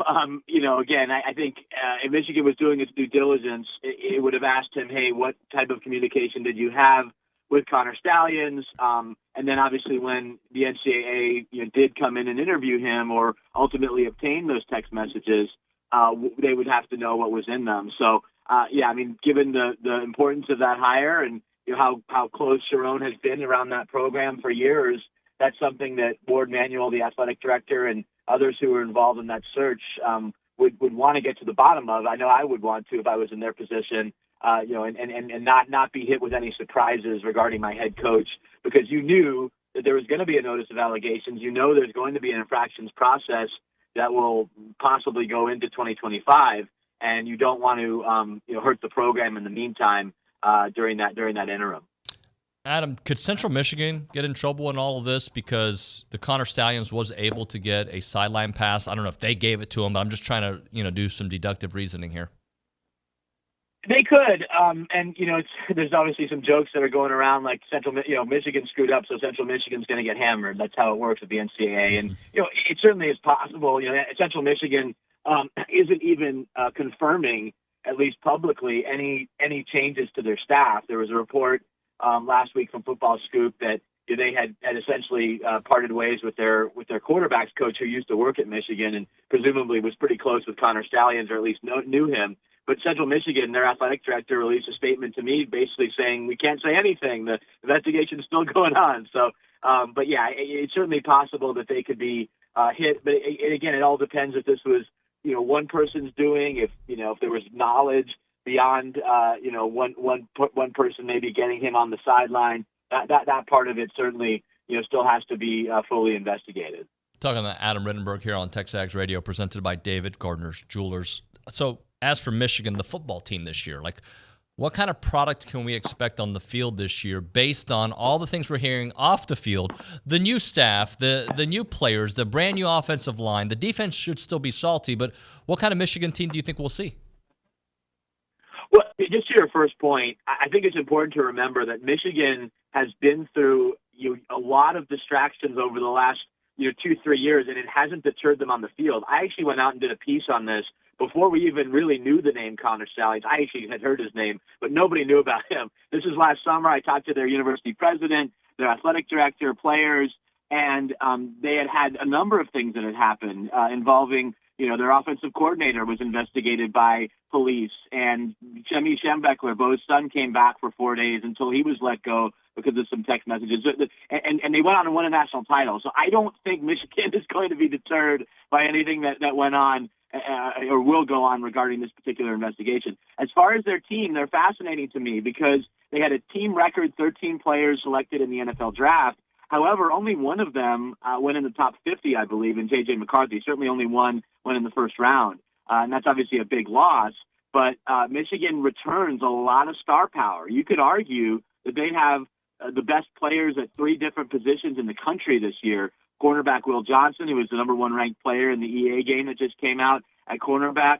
Mason Graham, I think, is a first-round pick at defensive tackle. And then Colston Loveland, probably the favorite to win the Mackey Award at tight end. So it's not as though the cupboard is there. They do have to figure out the quarterback position. I still think they're going to be one of the best defenses in college football if they can stay healthy. Wink Martindale coming in from the Ravens. The last 2 coordinators had come in from the Ravens, so there's no system change on defense. And then on offense, we'll see. How do they replace J.J. McCarthy? And do they have enough weapons around him and the protection for whoever that is, most likely Jack Tuttle and or Alex Orji, that they don't have a massive drop-off on offense. So it's a really, really interesting team. The other thing, too, to remember, last year, it's so funny. We didn't really talk about Michigan much in the first half of the season until the Stallions news broke because they didn't play anybody in the first half of the season. Their schedule was super soft. This year it's different. They have Texas coming in week 2 to the Big House. 2 weeks later, they have USC coming in. So they're going to be a much more relevant team because of who they played, and then obviously all the other news around them. And, by the way, they won the national championship last year. So they will certainly be a front and center news-making team early this season. Talking to Adam Rittenberg here on TexAgs Radio. Adam, I know you've been visiting some programs recently. Tell us some of the teams. I think you're going to or you have visited Notre Dame, right? Yeah, good timing. I was at Notre Dame on Friday. Got to see a little bit of practice. They don't let you see a ton, but it was good, watching them a little bit. And I'd been there a couple of times in the spring, and Riley Leonard was either out or limited both times. So it was just good to see him, fully healthy and throwing the ball around with the other quarterbacks and the receivers and some of those key positions. But obviously, they realize it's a really interesting test. And I asked Marcus Freeman about this in his office. Hey, did you think when you took over as head coach that you would be opening a game, facing a coach who was your quarterback's coach last year? So he said, no, I didn't expect that, but we're probably going to see that more often. So interesting, that Mike Elko, his debut at A&M as head coach is against his former quarterback in Riley Leonard and against his former team in Notre Dame, even though there's really nobody there player-wise that he coached anymore. So they have a lot of respect for A&M. They know it's going to be tough. Notre Dame has such an interesting schedule because they only have 3 true road games this year, but they have a big one right away. And if they can win that game in College Station, there's really, it's kind of playoff or bust because their schedule is not very difficult the rest of the way, at least right now. They don't play Clemson or NC State. They do have Florida State coming into South Bend where they do really well, and then they finish up with USC. But there's not a lot of losable games, at least from what I can see on the schedule, if they can get out of College Station with the win. So where are they vulnerable? Obviously Riley Leonard's health is, it's a vulnerability. When he's good, he's really, really good. Where do you see them maybe potentially vulnerable? Yeah, he's got to, show that he can stay healthy. Obviously had multiple ankle procedures, but I know they're very, very high on him, not just as a runner, but talking to Mike Denbrock, their offensive coordinator, he said that his arm talent is underrated, that he can really make a lot of different throws. There's certainly a vulnerability until proven otherwise at wide receiver because the position's been kind of a disaster the last few years, at least by Notre Dame standards. They haven't been able to stretch the field. They haven't had a lot of NFL caliber guys, but I know that they're bullish on some of the guys they bring back. but also some of the players that they had transfer in. Bo Collins coming in from Clemson. They picked up a couple of transfers from the Sun Belt who they think can help them as well. And then, the development of guys like Jaden Greathouse and Jordan Faison, who came in last year kind of out of nowhere to help them. He's one of their star lacrosse players. He just plays football as well and happened to have a great end of the season. And then on defense, I would say the linebacker spot's the one that's a little thinner. I think defensive line will be one of the better ones out there, especially if they can find an elite pass rusher, but they have good depth there. And their secondary might be the best in the country. I mean, you got the Thorpe Award winner returning in Xavier Watts, the safety. He might not be the best defensive back in the secondary at Notre Dame because Benjamin Morrison is just that good and will likely be high level draft pick next year. So they have some good depth around. They added a transfer from Northwestern who started. So I think it's the passing game and their explosiveness, and then maybe a little bit at linebacker. But they've been really good defensively since Marcus Freeman got there, and Al Golden, the former head coach at Miami and Temple, who came in from the NFL, has done an outstanding job in 2 years as a defensive coordinator. Adam, what about Texas A&M? When you think about them, the changes that they've made, the talent that they have, what kind of year do you expect to see from them? Yeah, it's just such an interesting team because, as you mentioned, there's talent. There's some talent that's left, but that may be addition by subtraction. And I think it's certainly a coaching staff that I have a lot of confidence in because of who's leading it. And I think that they're going to be able to get more out of this team, maybe not right away, but I think by the end of the season. And Connor Wegman is really interesting. Obviously, when healthy, he was able to do some good things, but can he stay healthy? Who are their playmakers around him?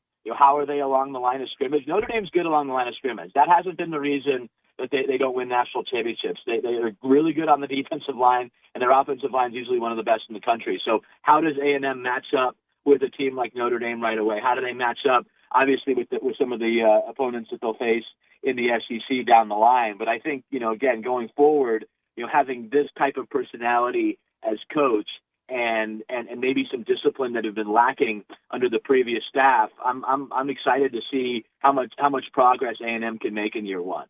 Adam, last thing for you. This new world of college football where programs and universities are trying to find funds to pay for, this $20 million expense that's coming here in a year. I read that you posted about Nebraska, Ohio State, Alabama are trying to boost NIL funds with having fans pay for these open practices. Yeah, I mean, I don't know if that was me, but it certainly was aware of what some of them were doing. And Ohio State, I think, started that last year, and it's almost like a training camp atmosphere at Ohio State because they can have fans come out, and obviously Nebraska is the same way. And if you're going to charge $5 or $10 and you're going to get 20 or 30,000 people to watch a preseason practice, that's a smart way to boost revenue at times, like you mentioned. They need to find additional revenue sources. So, having been at Ohio State practices that are open to the public, there are a lot of people that want to see the Buckeyes. Same with Nebraska. I would assume there in College Station, they would want a lot of fans would show up to watch the Aggies as well. So the passion of college football fans can be harnessed in different ways, and charging a little bit of money for practice, even though it's practice, might be a smart move. Great stuff there as always from Adam Rittenberg from ESPN. Adam, thanks so much for joining us, man. Let's do it again. All right, sounds good. Thanks for having me. Thank you, buddy. Adam Rittenberg there on the Boss Firearms Hotline. All right, we'll hit a break here. We'll come back with a short segment, and then we'll come back with Billy Liucci here in studio. If you want to call the show, you can do that at 979-693-1150. Also like to read some of your text messages, 979-693-1150. It's TexAgs Radio presented by David Garner's Jewelers.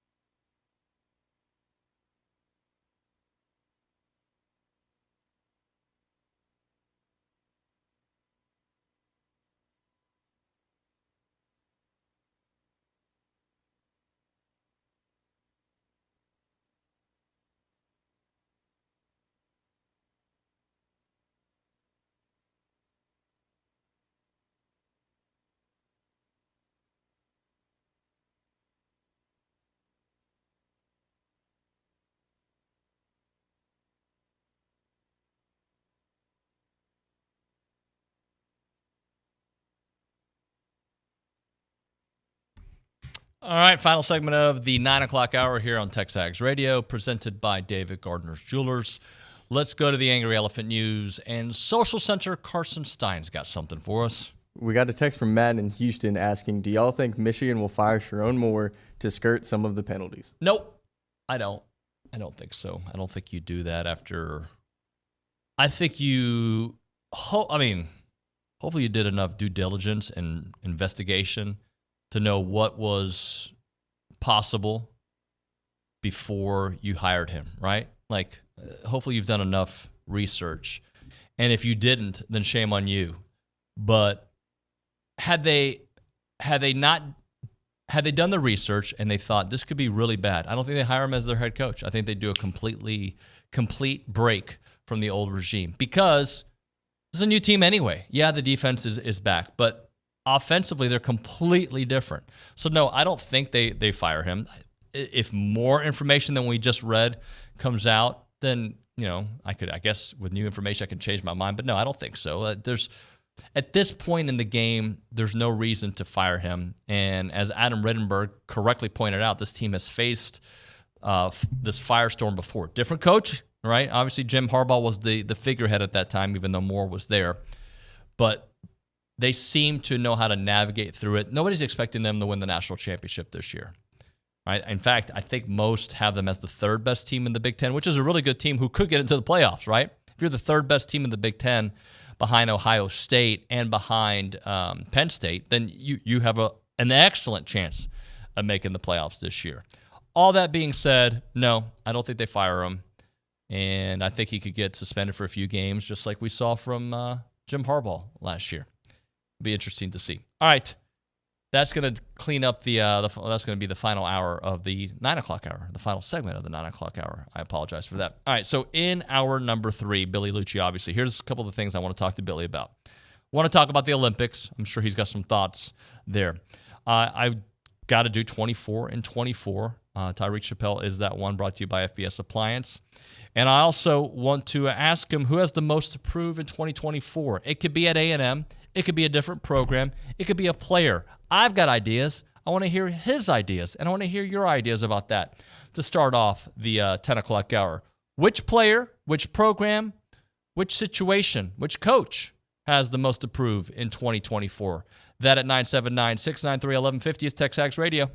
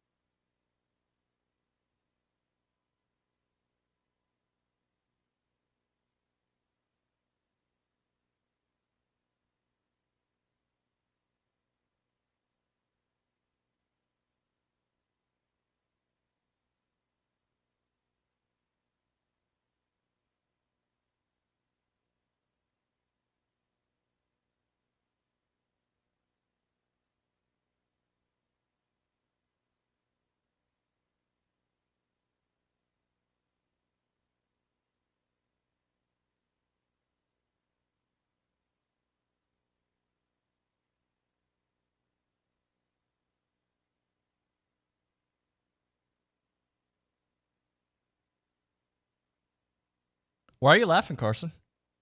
It just caught me off guard. I wasn't expecting that. What? From the music, I was not expecting that. It kind of caught me a little bit off guard. You're not a big fan? Not particularly, but okay. It just kind of caught me a little bit off guard. I think he's got a soothing voice, to be honest with you. Yeah, if you're a 40-year-old woman. Nick, are you going to put up with that?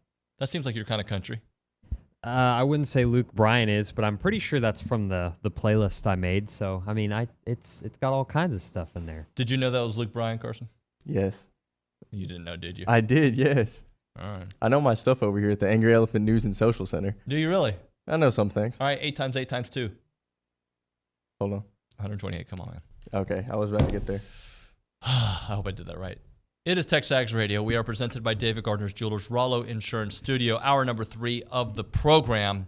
We're going to get some SEC updates as we wait for Billy to get here. We'll probably call him here in about 5 minutes or so, or 3 or 4 minutes. But let's do that, Carson. Give me some SEC storylines. So the SEC's been very well represented in the Olympics this year. And just this past weekend, LSU's Sha'Carri Richardson and Vernon Norwood both placed second in their events, with Richardson placing second in the 100-meter dash and Vernon Norwood running the first leg in the 4x4 mixed relay team that placed second. And I don't know if you saw it, David, but they probably should have placed gold in that one, if we're being honest. They kind of let it slip in the last 20 meters or however. I saw people tweeting about it. And then, where else?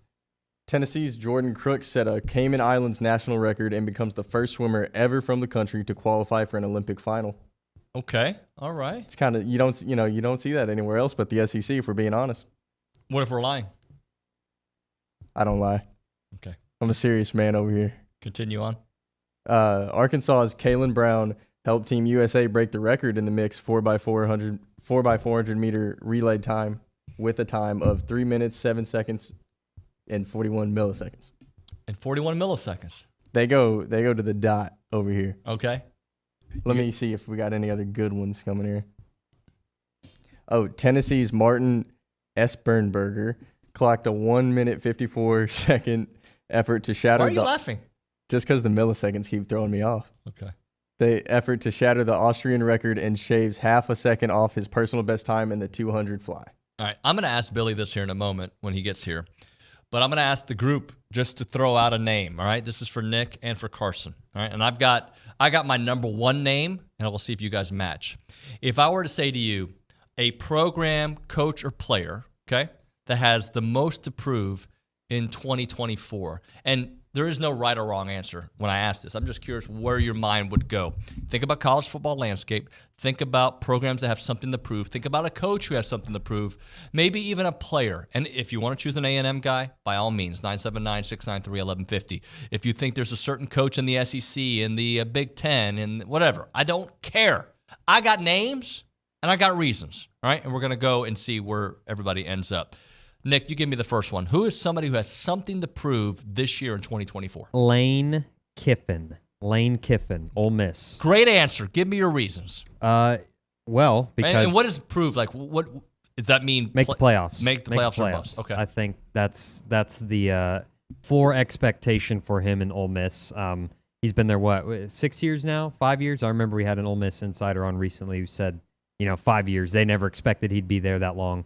But yeah, after a decent season last year, got a lot of returning production, and they did very, very well through the transfer portal. So a lot of people are really high on them, and if I remember correctly, their schedule is somewhat favorable, right? Y'all went over that 10-2 at the minimum, and you think if the playoff committee knows what they're doing, a 10-2 SEC team probably deserves to be in the playoffs. So I think Lane Kiffin and Ole Miss are somebody that has a lot to prove.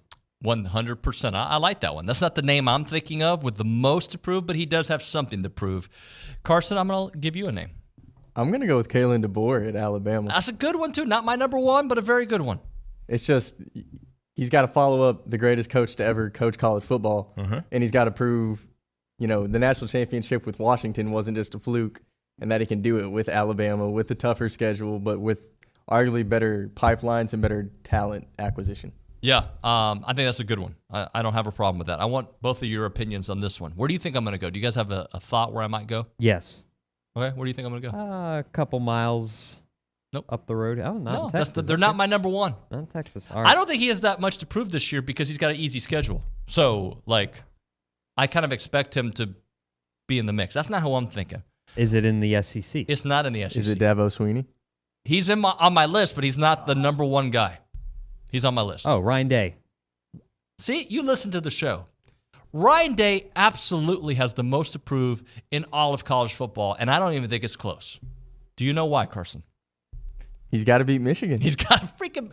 Especially if all these sanctions and probations and... He's got to beat Michigan. If any year's the year to beat Michigan, it's this year. He's got to... And not only does he have to beat Michigan, I think he has to be in the national championship game. Probably win it. And I believe... he's obviously been successful there or continued. They haven't lost their place. I guess they have lost their place because Michigan passed them in his time there. But you have, I think, the highest profile transfers, and you add player left and right, and you keep adding to your program. Chip Kelly's there now, right? He's like, I was a head coach, but now I'm going to be an OC. You do all that. You get Will Howard, who was awesome at Kansas State. You bring in Quinshon Judkins, and Michigan is a battered baby. That's probably, I should use a different term. I don't like that. That is a rapper. Battered baby's a rapper? Bad Baby, but we don't have to spend too much time on that. Keep going. Bad Baby's a rapper? Yes, keep going. Sorry, I shouldn't have brought it up. How do you know that? Well, I'm somewhat in the know. Anyways, continue. Yeah. All right. Anyway, I think Ryan Day, without a doubt, has to be on that list. This is the year that everything is aligned for him. So please, Ryan Day has, not that I want him to, and Billy Liucci is about to walk in studio, not that I want him to prove, I don't care. I don't have an opinion on him, but he would be my number one name on the list. And I'd say, without a doubt, you have to say Dabo's on that list. And I'm going to turn the question to the executive editor, co-owner, leader of the fam, Billy Liucci here.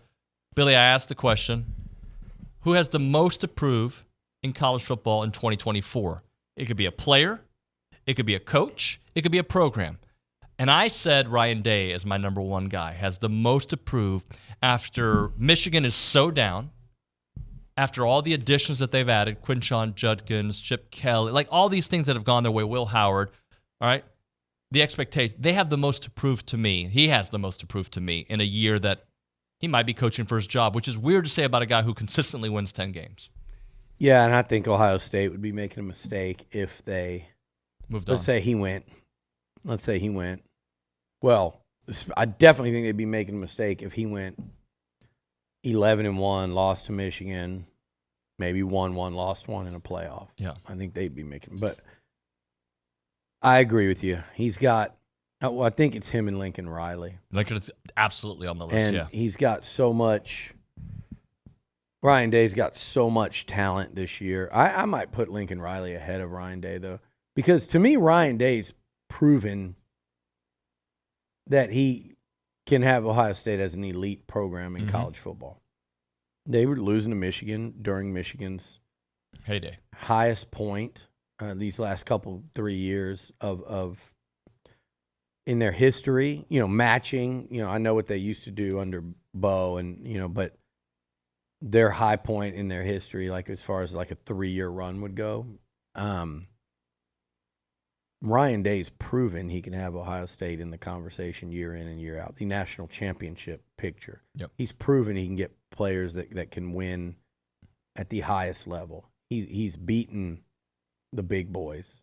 He's got a Michigan problem ongoing right now, and that's where I think the pressure comes in because his team is loaded. There is no Nick Saban, and there is no Jim Harbaugh.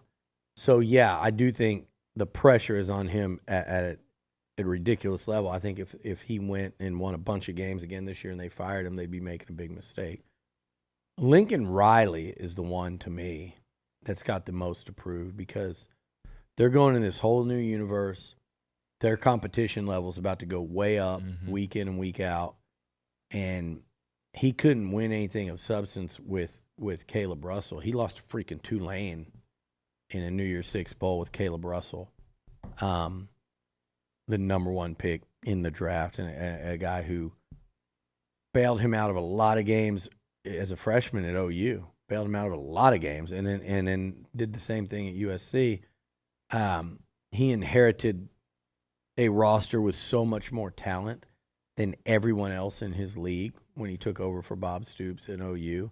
It's almost like we don't want to say this because one guy didn't know a damn thing about offense in the modern era. He was playing 1950s football, and the other guy, seemed ahead of his time in offensive football in Lincoln Riley. So that's what we as fans see is like, oh, offense. Oh, wow, look at this. Look at this. But he's given a lot of Les Miles vibes right now in that he inherited something that had so much more from a legend, Bob Stoops, Nick Saban. He inherited something that had so much more than everyone else that they were playing against. Because remember, when he took over at LSU, Alabama wasn't Alabama. Alabama sucked. Nick Saban was at Miami, Dolphins. Georgia had Mark Richt. Tennessee was in that was kind of winding down with Philip Fulmer there. So Les Miles walked into a gold mine. It takes several years to run that thing into the ground. And I believe Lincoln would have probably done that at OU by now. You look at what Venables inherited, and now he took a couple of great players with him, and the receiver and Williams and Russell and whatever. But the reality is he hasn't done a damn thing at USC. And now the competition level's going up. He's really been kind of exposed as a fraud, I think, national. Like a lot of the perception is that he's overhyped. So to me, he's got the most to prove. If I'm doing a top 5, Steve Sarkisian's in there too. Okay. I think I think he's equipped to prove it though, with the players he's got, the roster. But I think he and Quinn Ewers both have something to prove. Have a lot to prove. Ewers, I'm torn on because sometimes I see him throw that football, and I'm like, damn, when he puts it all together, he's going to be incredible. But other times, I'm like, does he have that? I saw it against Bama, but then you don't see it in so many other games. I go, does he have that? I saw Penix look like a guy that had that it factor more than him when it mattered most. I saw Dylan Gabriel outduel him, where he's turning the ball over early against OU. Like, I think he and Sark have a lot to prove. Sark's had one really good year. It's hard to say because they beat Bama, but and against a schedule where they had more talent than everyone. I've brought up the stat a million times. I think he's 2-7 in the last couple years against teams that he wasn't overwhelmingly more talented than. And in those 9 games, he might have still had more talent in 8 of them. But he's 2-7 in those type games. 2-5. I got to look it up again. I think it's 2-5 in those. But with that said, I think his team and the momentum he's got as a head coach, I understand. I think it's one bit too much hype. But then again, it's like, well, who else are you putting it on this year? So I think, I kind of get it. I could see them living up to it. Whereas I don't see that with Lincoln Riley and USC. I do think Ryan Day and Ohio State are going to, if you're making me pick a national champion today, they'd be your number 1 pick. I'm probably going Georgia, then Ohio State.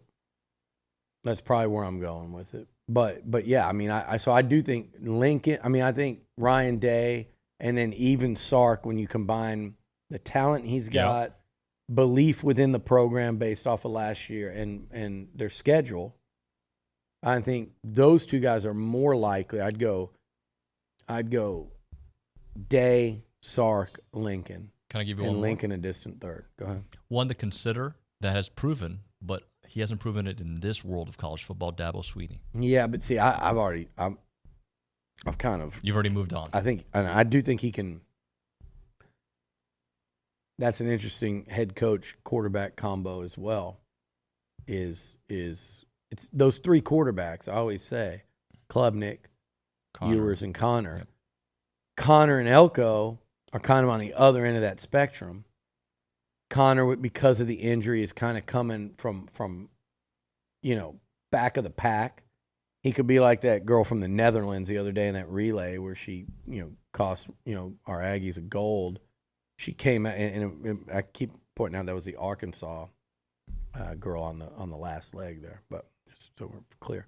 But she came out of nowhere, to win that race at the end, and I just think Connor's got that kind of potential because of the injury. People aren't talking about him as much. I've said it a million times. I think had it not been for the injury, that we're talking about him as a preseason All-SEC candidate, along with Ewers and Dart.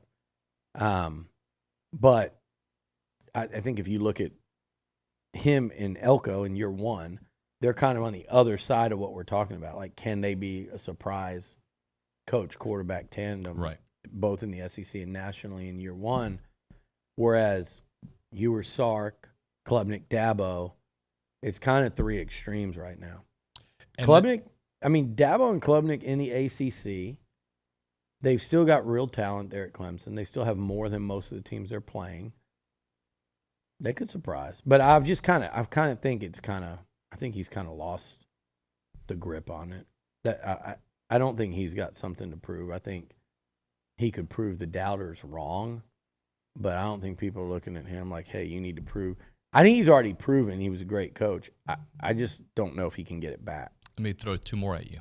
Mario Cristobal and James Franklin, for different reasons. James Franklin, I like him a lot. I do.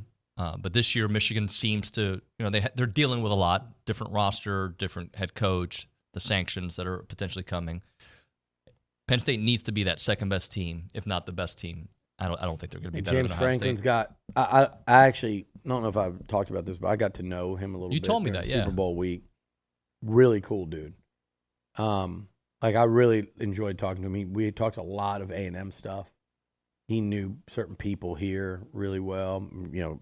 Elijah tried to hire him more than once. He was very much in play for that Texas job. I forget if it was when they hired Strong or Herman. So there was he was real inquisitive, and as was I, because I just don't know a lot about that Big Ten. I'd love to go to a game there. I actually said I would, but they don't play the home schedule this year that really fits with A&M's schedule which I always try to look for during those couple bye weeks or whatever. But Franklin, I feel like for their fans, he seems to be in this Mark Richt zone. So are they out there? Are they going to go out there and look for their Kirby Smart? I don't think they will. And I do think, yeah, there's a pressure for them to kind of rise up this season and make the playoffs. Mm-hmm. I think that would be the deal. Make the playoffs. If you can win a Big Ten, obviously that's a game changer for him in that program. But they've always kind of felt like they're on the cusp, and they've always been pretty damn good, and they just haven't gotten over the hump. And it reminds me a lot of Rick at Georgia. And at what point do fans become kind of complacent? Or they get to where that just seems like, okay, we're ready to see what the next thing looks like, because we've seen Ohio State do it, we've seen Michigan do it. When are we going to do it? So there's pressure there. Cristobal, but I don't even want to mention James Franklin and Mario Cristobal in the same sentence. Yeah, I get Mario Cristobal, to me, has accomplished nothing as a head coach. At Oregon, at Miami, he beat an A&M team that was firing their coach. What do you do? And the way they recruit and the way we hear about how they recruit every year and how boastful, no one, people did, but the way A&M got torn up nationally for the 22 class and the made up number of $30 million, which, by the way, the highest paid NIL still in the country hasn't even gotten to 20 yet. And 3 years ago, we're hearing that A&M was shelling out 30 for one class. Right. For one class. Fake. These dumbasses believe that A&M was paying $30 million, where now the highest NIL in college football 3 years later for the entire team, 85-man roster, has yet to hit 20. Now, a couple schools are creeping up on that, but they're not even to that yet. And 3 years ago, these buffoons believe that A&M went 30 for one recruiting class. It's the dumbest thing I've ever heard. It was then, it is now. You think those guys would even be gone? And by the way, most of them haven't done anything yet. But you think those guys would be gone off the roster if they If were we're making paying that, like, yeah. you think those other schools are paying guys that had done nothing on the field $1 million plus? I'm saying on average, 30 players, $30 million. It makes no sense. It made no sense then. It makes less sense now, but no one's putting their hand up and go, hey, we were clearly wrong, because that's not how people operate on social media or in the media for that matter, certain ones that, you know, and those are the types I have less than zero respect for. And you know who they are, because they're the ones I tell you don't put their asses on our show anymore. They're the ones that I don't talk to when I see them, or they get like a quick little handshake. I don't, like, there are people that take things too far in when it comes to the lie department, when it comes to the deceit, dishonesty, or just piling on the bandwagon. But where were people at with Miami? I know they gave them a little hell, but there was one program doing one thing, there was another going just out of their way with this braggadocio and just going around trumpeting what they were doing in NIL, and they have nothing to show for it on the field under Mario Cristobal. And he didn't do, like, you look at what Dan Lanning's doing at Oregon versus what Mario Cristobal did. So, yeah, he's a good one to put on the list as well, because they should be pretty good this year. And I think they got a damn good quarterback in Cam Ward. Oh, yeah, he's going to be really good. I mean, they should, and I really like their Restrepo. Yeah, he did. So I think there was a point in time there where I think he was dabbling and looking around, and he stayed. He's really good. Like, so and they've been recruiting. I mean, it's all we hear about. Yeah.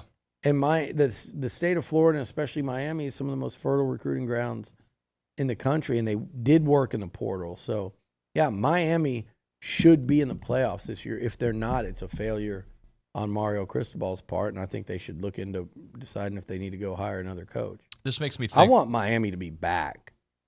I want the Hurricanes, like, I actually do want them good. It's fun. It does. I like the bad guys. Yeah. I like having, I like people saying, well, Oregon's up there, Phil Knight, and they're going, you know, like, I like that. I don't like Texas being good, but I like Aggies and Longhorns, like Aggies being like, we got to stop them. I like that dynamic. I like the rest of the SEC going, these guys look like they're good. We can't have them come in this league and win. Like, those are what make college football fun, and there's so much right now going on in court and the NCAA and all that make college football not fun. That all, like, yeah, I'd like to see some of these teams step up. I'd like to see James Franklin and Penn State break through, and maybe Ryan Day finally beats Michigan, but it's Penn State that keeps him out. That'd be a wild Big Ten story. All right, we're way late for a break, but I'm going to give you two names just to consider. And Billy Napier, who I don't know, he has a lot to prove to keep his job. Yeah. But I also think his schedule is going to make it very hard for him to prove that, where he may get some grace. And here's one that I don't think we probably talk about a lot, but Mac Brown. Mm-hmm. Like, he hasn't done anything since 2020, right? Yeah. And he had the quarterback, and now he doesn't. He's run his mouth a lot. He has, way more than I expect. I hope I hate to say this, guys, but I hope Mac Brown gets his ass kicked this year. Yeah. I'd love to see North Carolina and Mac Brown get kicked around a little bit. I know he's Mr. Nice Guy, and I know he's. We like Max. Said, well, I like Mac in general, but I do think, like, you can't be going around like you can. He's earned it, but I'm like, I'd like to see him get pummeled. I mean, again, like you said, they haven't done much since. It's like, where's North Carolina football's expectation level? I think he can stick around there till he retires. I do. But yeah, I'll enjoy seeing him getting kicked around in those Jordans a little bit this year. Do less dancing, less yapping, and more of getting pummeled on the field would make for a fun season for me to watch. And did you agree with Napier being a guy that might get some more grace because of that schedule? I don't know how much grace he'll get. It depends on how he does on that schedule. I mean, I don't think it's a fair expectation to say, hey, this guy needs to go to a playoff in what, year 2? Or is it year 3? It's year 3. Year 3. Does he need to go to play? But, yeah, because he came in here and won at Kyle Field. God. We got 25 guys out because of still that game. But no, I think I think they'll fire him if he doesn't. If he goes 6-6 and doesn't get to a bowl game, I think they'll fire him. Yeah, and I think they should. I mean, that deal is just not trending well at all. And the good players they're getting, it's very obvious they're getting them because of NIL. And they're just like hanging on. And Florida's trying to give him everything they can for him to succeed. And they're not. I do think, though, that's going to be a really tough game I've said it a million times. In week 3 for A&M, you have to travel halfway across the country. It's going to be day game, hot as hell. I know Aggies are used to that here, and they prep, but it's just going to be a war of attrition for both teams in the swamp. With, like I've said, Florida's either going to beat Miami, and they're going to be a ranked, highly motivated, and very confident team that they're going to be like, wow, we're about to prove everyone wrong this year, or they're going to lose to Miami. And that game is going to be for Billy Napier's job, I think, because I think if they start out 0-2 in those 2 games, just the negative energy and momentum and the fan base and the grumbling in the crowd every time they punt on their first drive of the game, or every time that, it's going to get – we've seen it. Unfortunately, we've seen it here several times. If they go 0-2 against Miami and A&M, he's done. So if they lose to Miami – he's coaching for his job that day. Yep. If they beat right. Miami, that is a team with a ton of momentum, and you're going into their house early. So I'm telling you, I heard you guys talking like, if you beat Notre Dame, it might kind of change your outlook of this football team.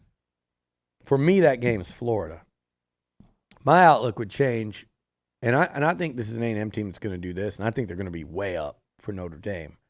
But if they beat Notre Dame, who I think is a legit top 10 team, and then they go beat Florida, either desperate or momentum behind them Florida team, then that's when I'll go, okay, this A&M team could surprise people and end up in a 12-team playoff.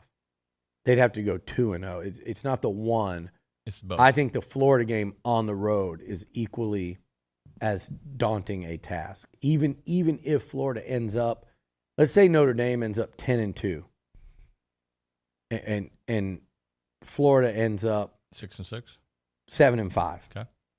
I think that those games are equally as daunting on the schedule because of that. Let's hit a break here. Way late for that. Costa Vida time. Fresh Mex, Baja-inspired Mexican that is done the way you love it, exactly the way you love it. Go say hi to Holly there, who's a great Aggie. She does amazing work there. She brought this restaurant idea to College Station because that's what she wanted to do. She wanted to have a place here that you could go enjoy Fresh Mex where every ingredient does matter.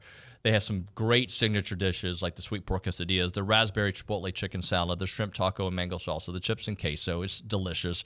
You can top your favorites with these awesome sauces, from the roasted green chili, tomatillo cilantro, red enchilada salsa, mango salsa, you name it. They've got great desserts. They're open for breakfast as well, so get your breakfast taco and your coffee and maybe even have a breakfast meeting there at Costa Vida. You can find them in South College Station. They are Aggie owned and operated, 4501 Mills Park Circle in College Station, 4501 Mills Park Circle in South College Station is Costa Vida.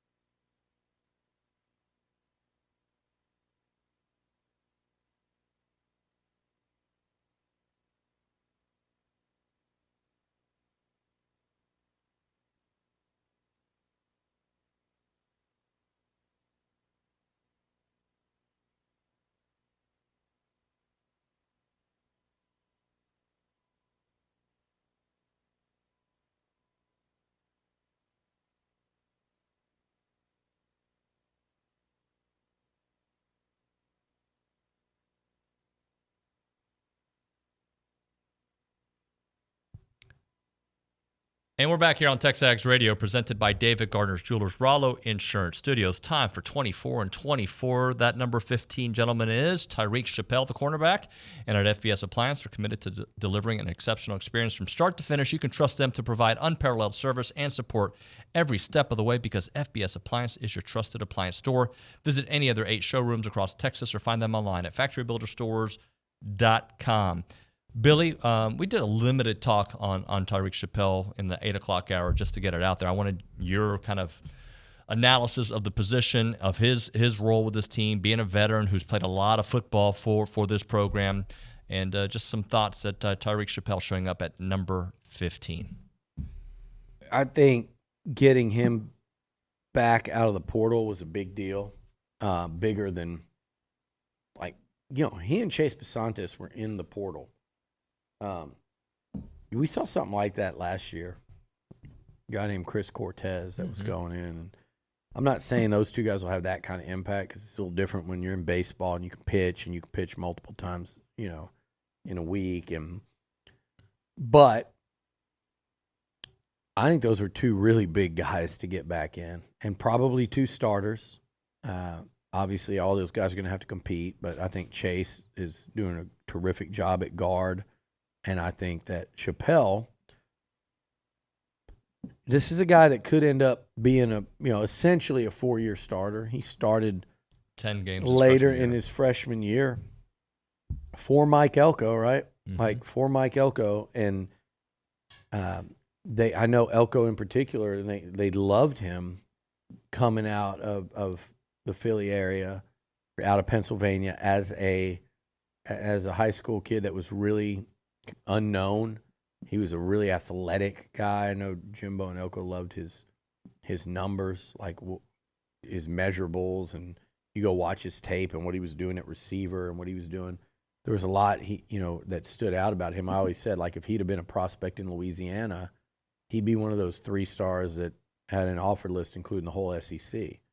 And now what you just looked at was his only career interception, I believe. So you hope to see him do a better job of upping those numbers, because he finds himself in the right place a lot. I just think he's going to be so much better coached this year on a Mike Elko defense, and that was probably his best year was as a freshman under Elko. But now you're adding Ish Aristide to coach him. He showed real flexibility this spring when they asked him to get looks at nickel, where I think he also did a good job. So he's going to play a ton no matter what. I think he's likely starter at one of your corner spots, no question. I mean, people are going to have to beat him out and beat out a guy with 2.5 years of starting experience. I think Tyreek made the right decision in coming back. I don't think there was a draft future for him this year that would have been anything worth going for. Yep. And playing under this coaching staff with all that experience. This is what you want to do. This is not like the MLB where you lose leverage and you want, well, this is a year I have leverage and the next year I don't, so they're going to take advantage. No, this should be Tyreek Chappelle's best year of football in maroon and white. There aren't that many corners in this league that have played as much SEC ball as Tyreek Chappelle. Yep. And he should come back very confident. Should be well coached. He should be highly motivated because this is his last go round. And I think he had a good spring. And again, he's a guy that's going to play a key role in a secondary that I think is going to be the most improved unit on the team. I think it's going to be the most improved unit on this team. So around that, with what we expect the defensive line to be, what kind of defense were we thinking about, Billy? I know that Coach Elko has very high praise for what the potential could be, but I mean, they were pretty good last year. See my whale, Mon? And then, that's the part I didn't see. I saw the other quote on the other side of it. Uh-oh.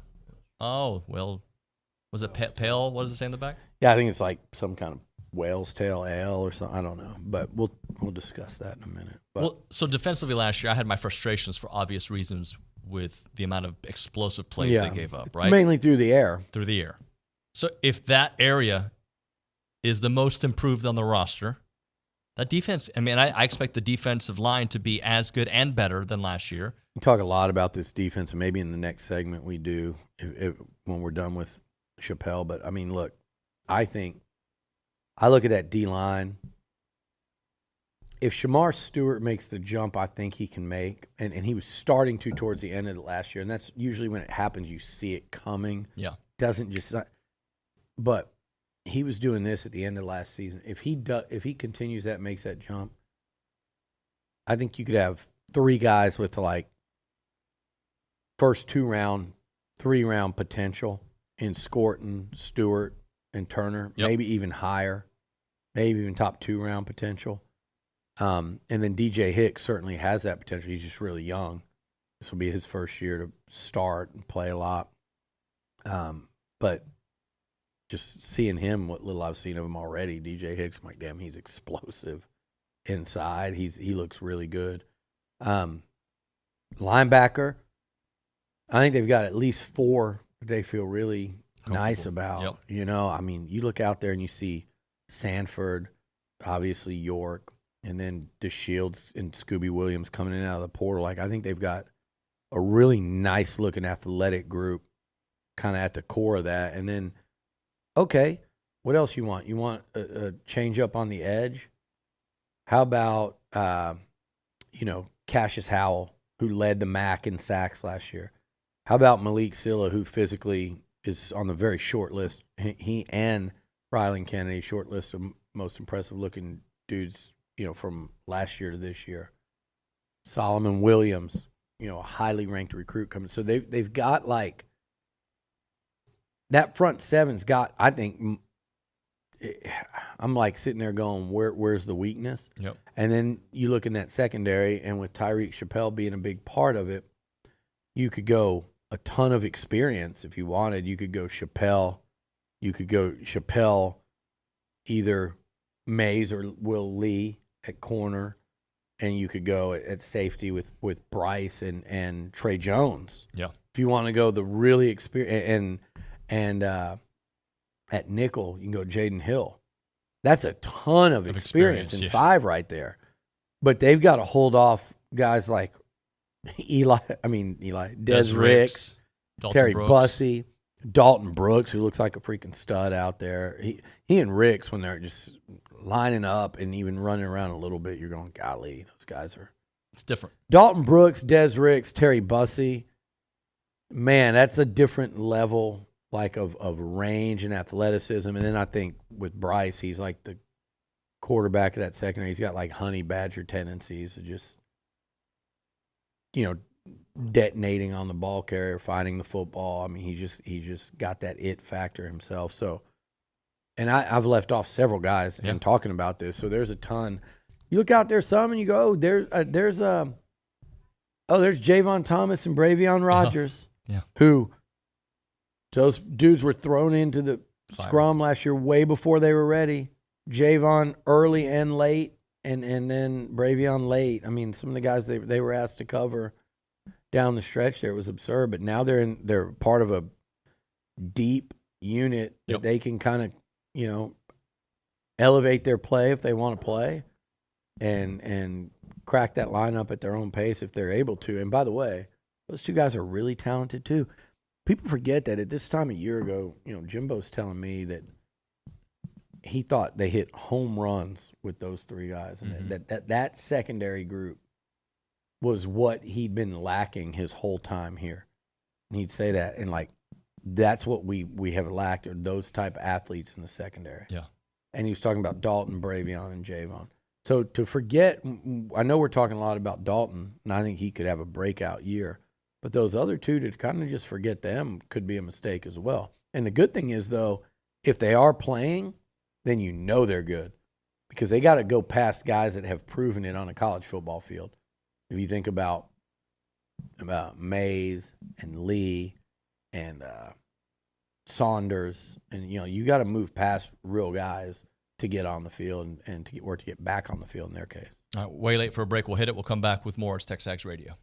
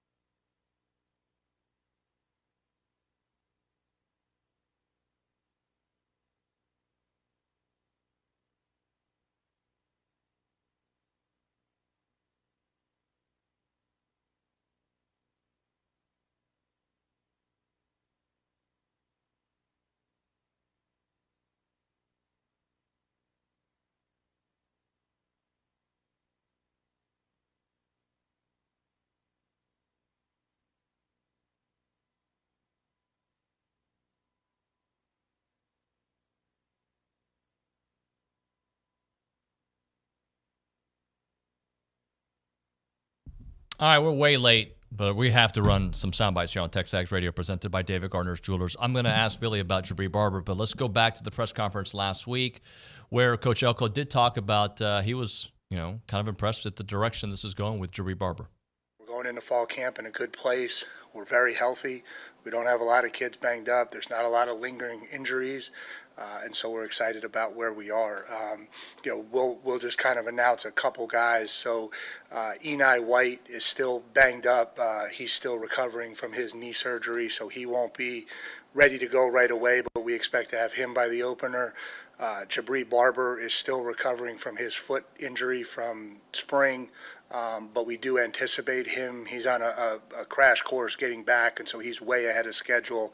So he'll kind of be touch and go for the start of the season, but he'll be back a lot sooner than we maybe had originally anticipated.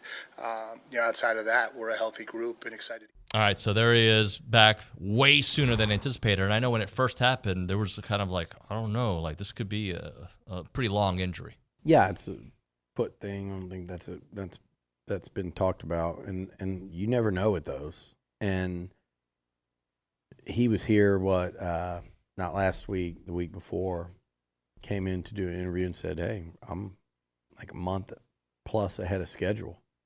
He was in great spirits, and I was like, damn, that you hear that some, and not that players come in and lie, they don't. They typically are the most honest of everybody, but they come in and they're optimistic or they're excited, they get some good news, but he was really fired up about it. And then a few days later, Elko says that.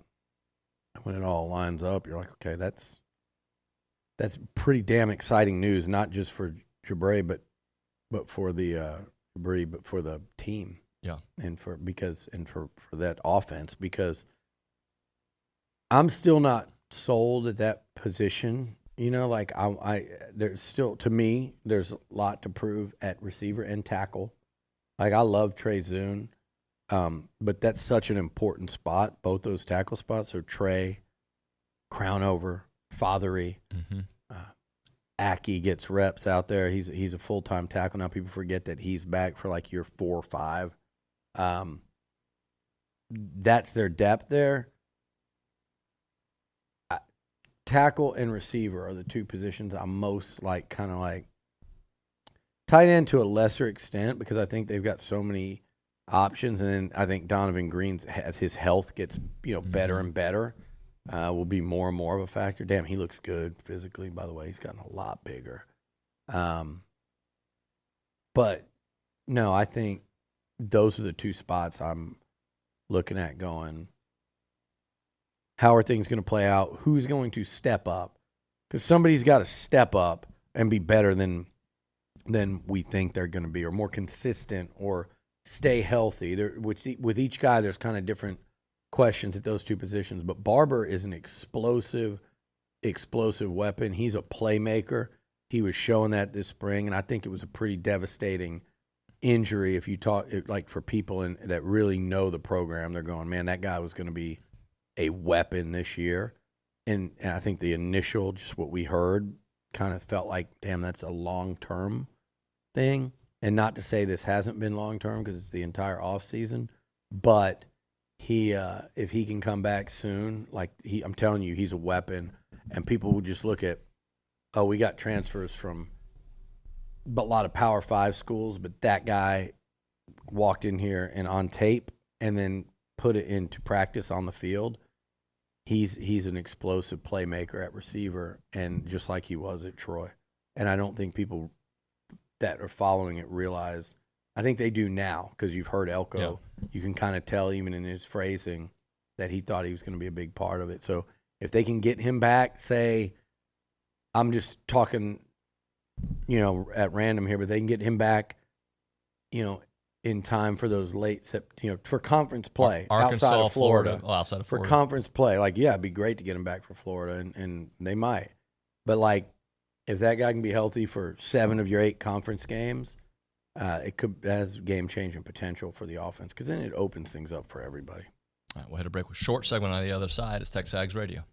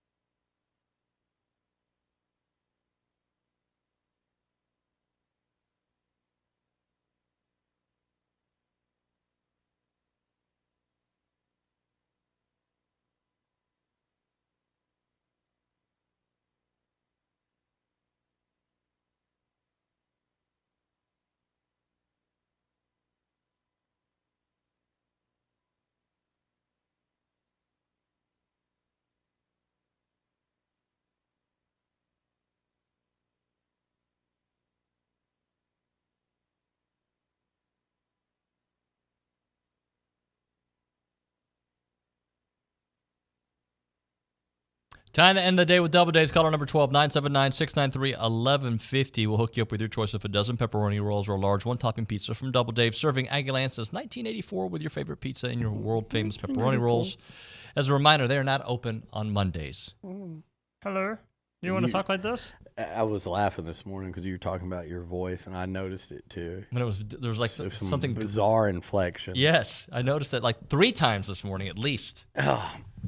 Anywho, I look tan. Am I tanned up a little bit? I'm surprised you went across the street from my neighborhood, hanging out in Nantucket. Oh yeah. You know what? I haven't been to the East Coast in like 10 years. That Nantucket. I thought about that. I hadn't been to the East Coast in like 10 years. I've just always been west. It feels like in the South, for football and work stuff. But it was a blast.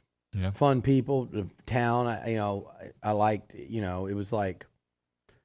I don't know how many of those little beach towns I've been to. I've been to because I never go to the Rosemary Beach area or up there to the beach. I'm usually New York or Boston. So it reminded me like a little mountain town on the water. Yeah. The Atlantic felt great. It was nice. Did the beach, did that. Saw the ships in the harbor. And I didn't see any whales or great whites. I was very disappointed. There are a lot of seals everywhere. Yep. So I thought with that I'd see some great whites, but I didn't. But we had a great time. We talked a lot of football, had some OU people up there. It was a blast. So shout out my new OU friends.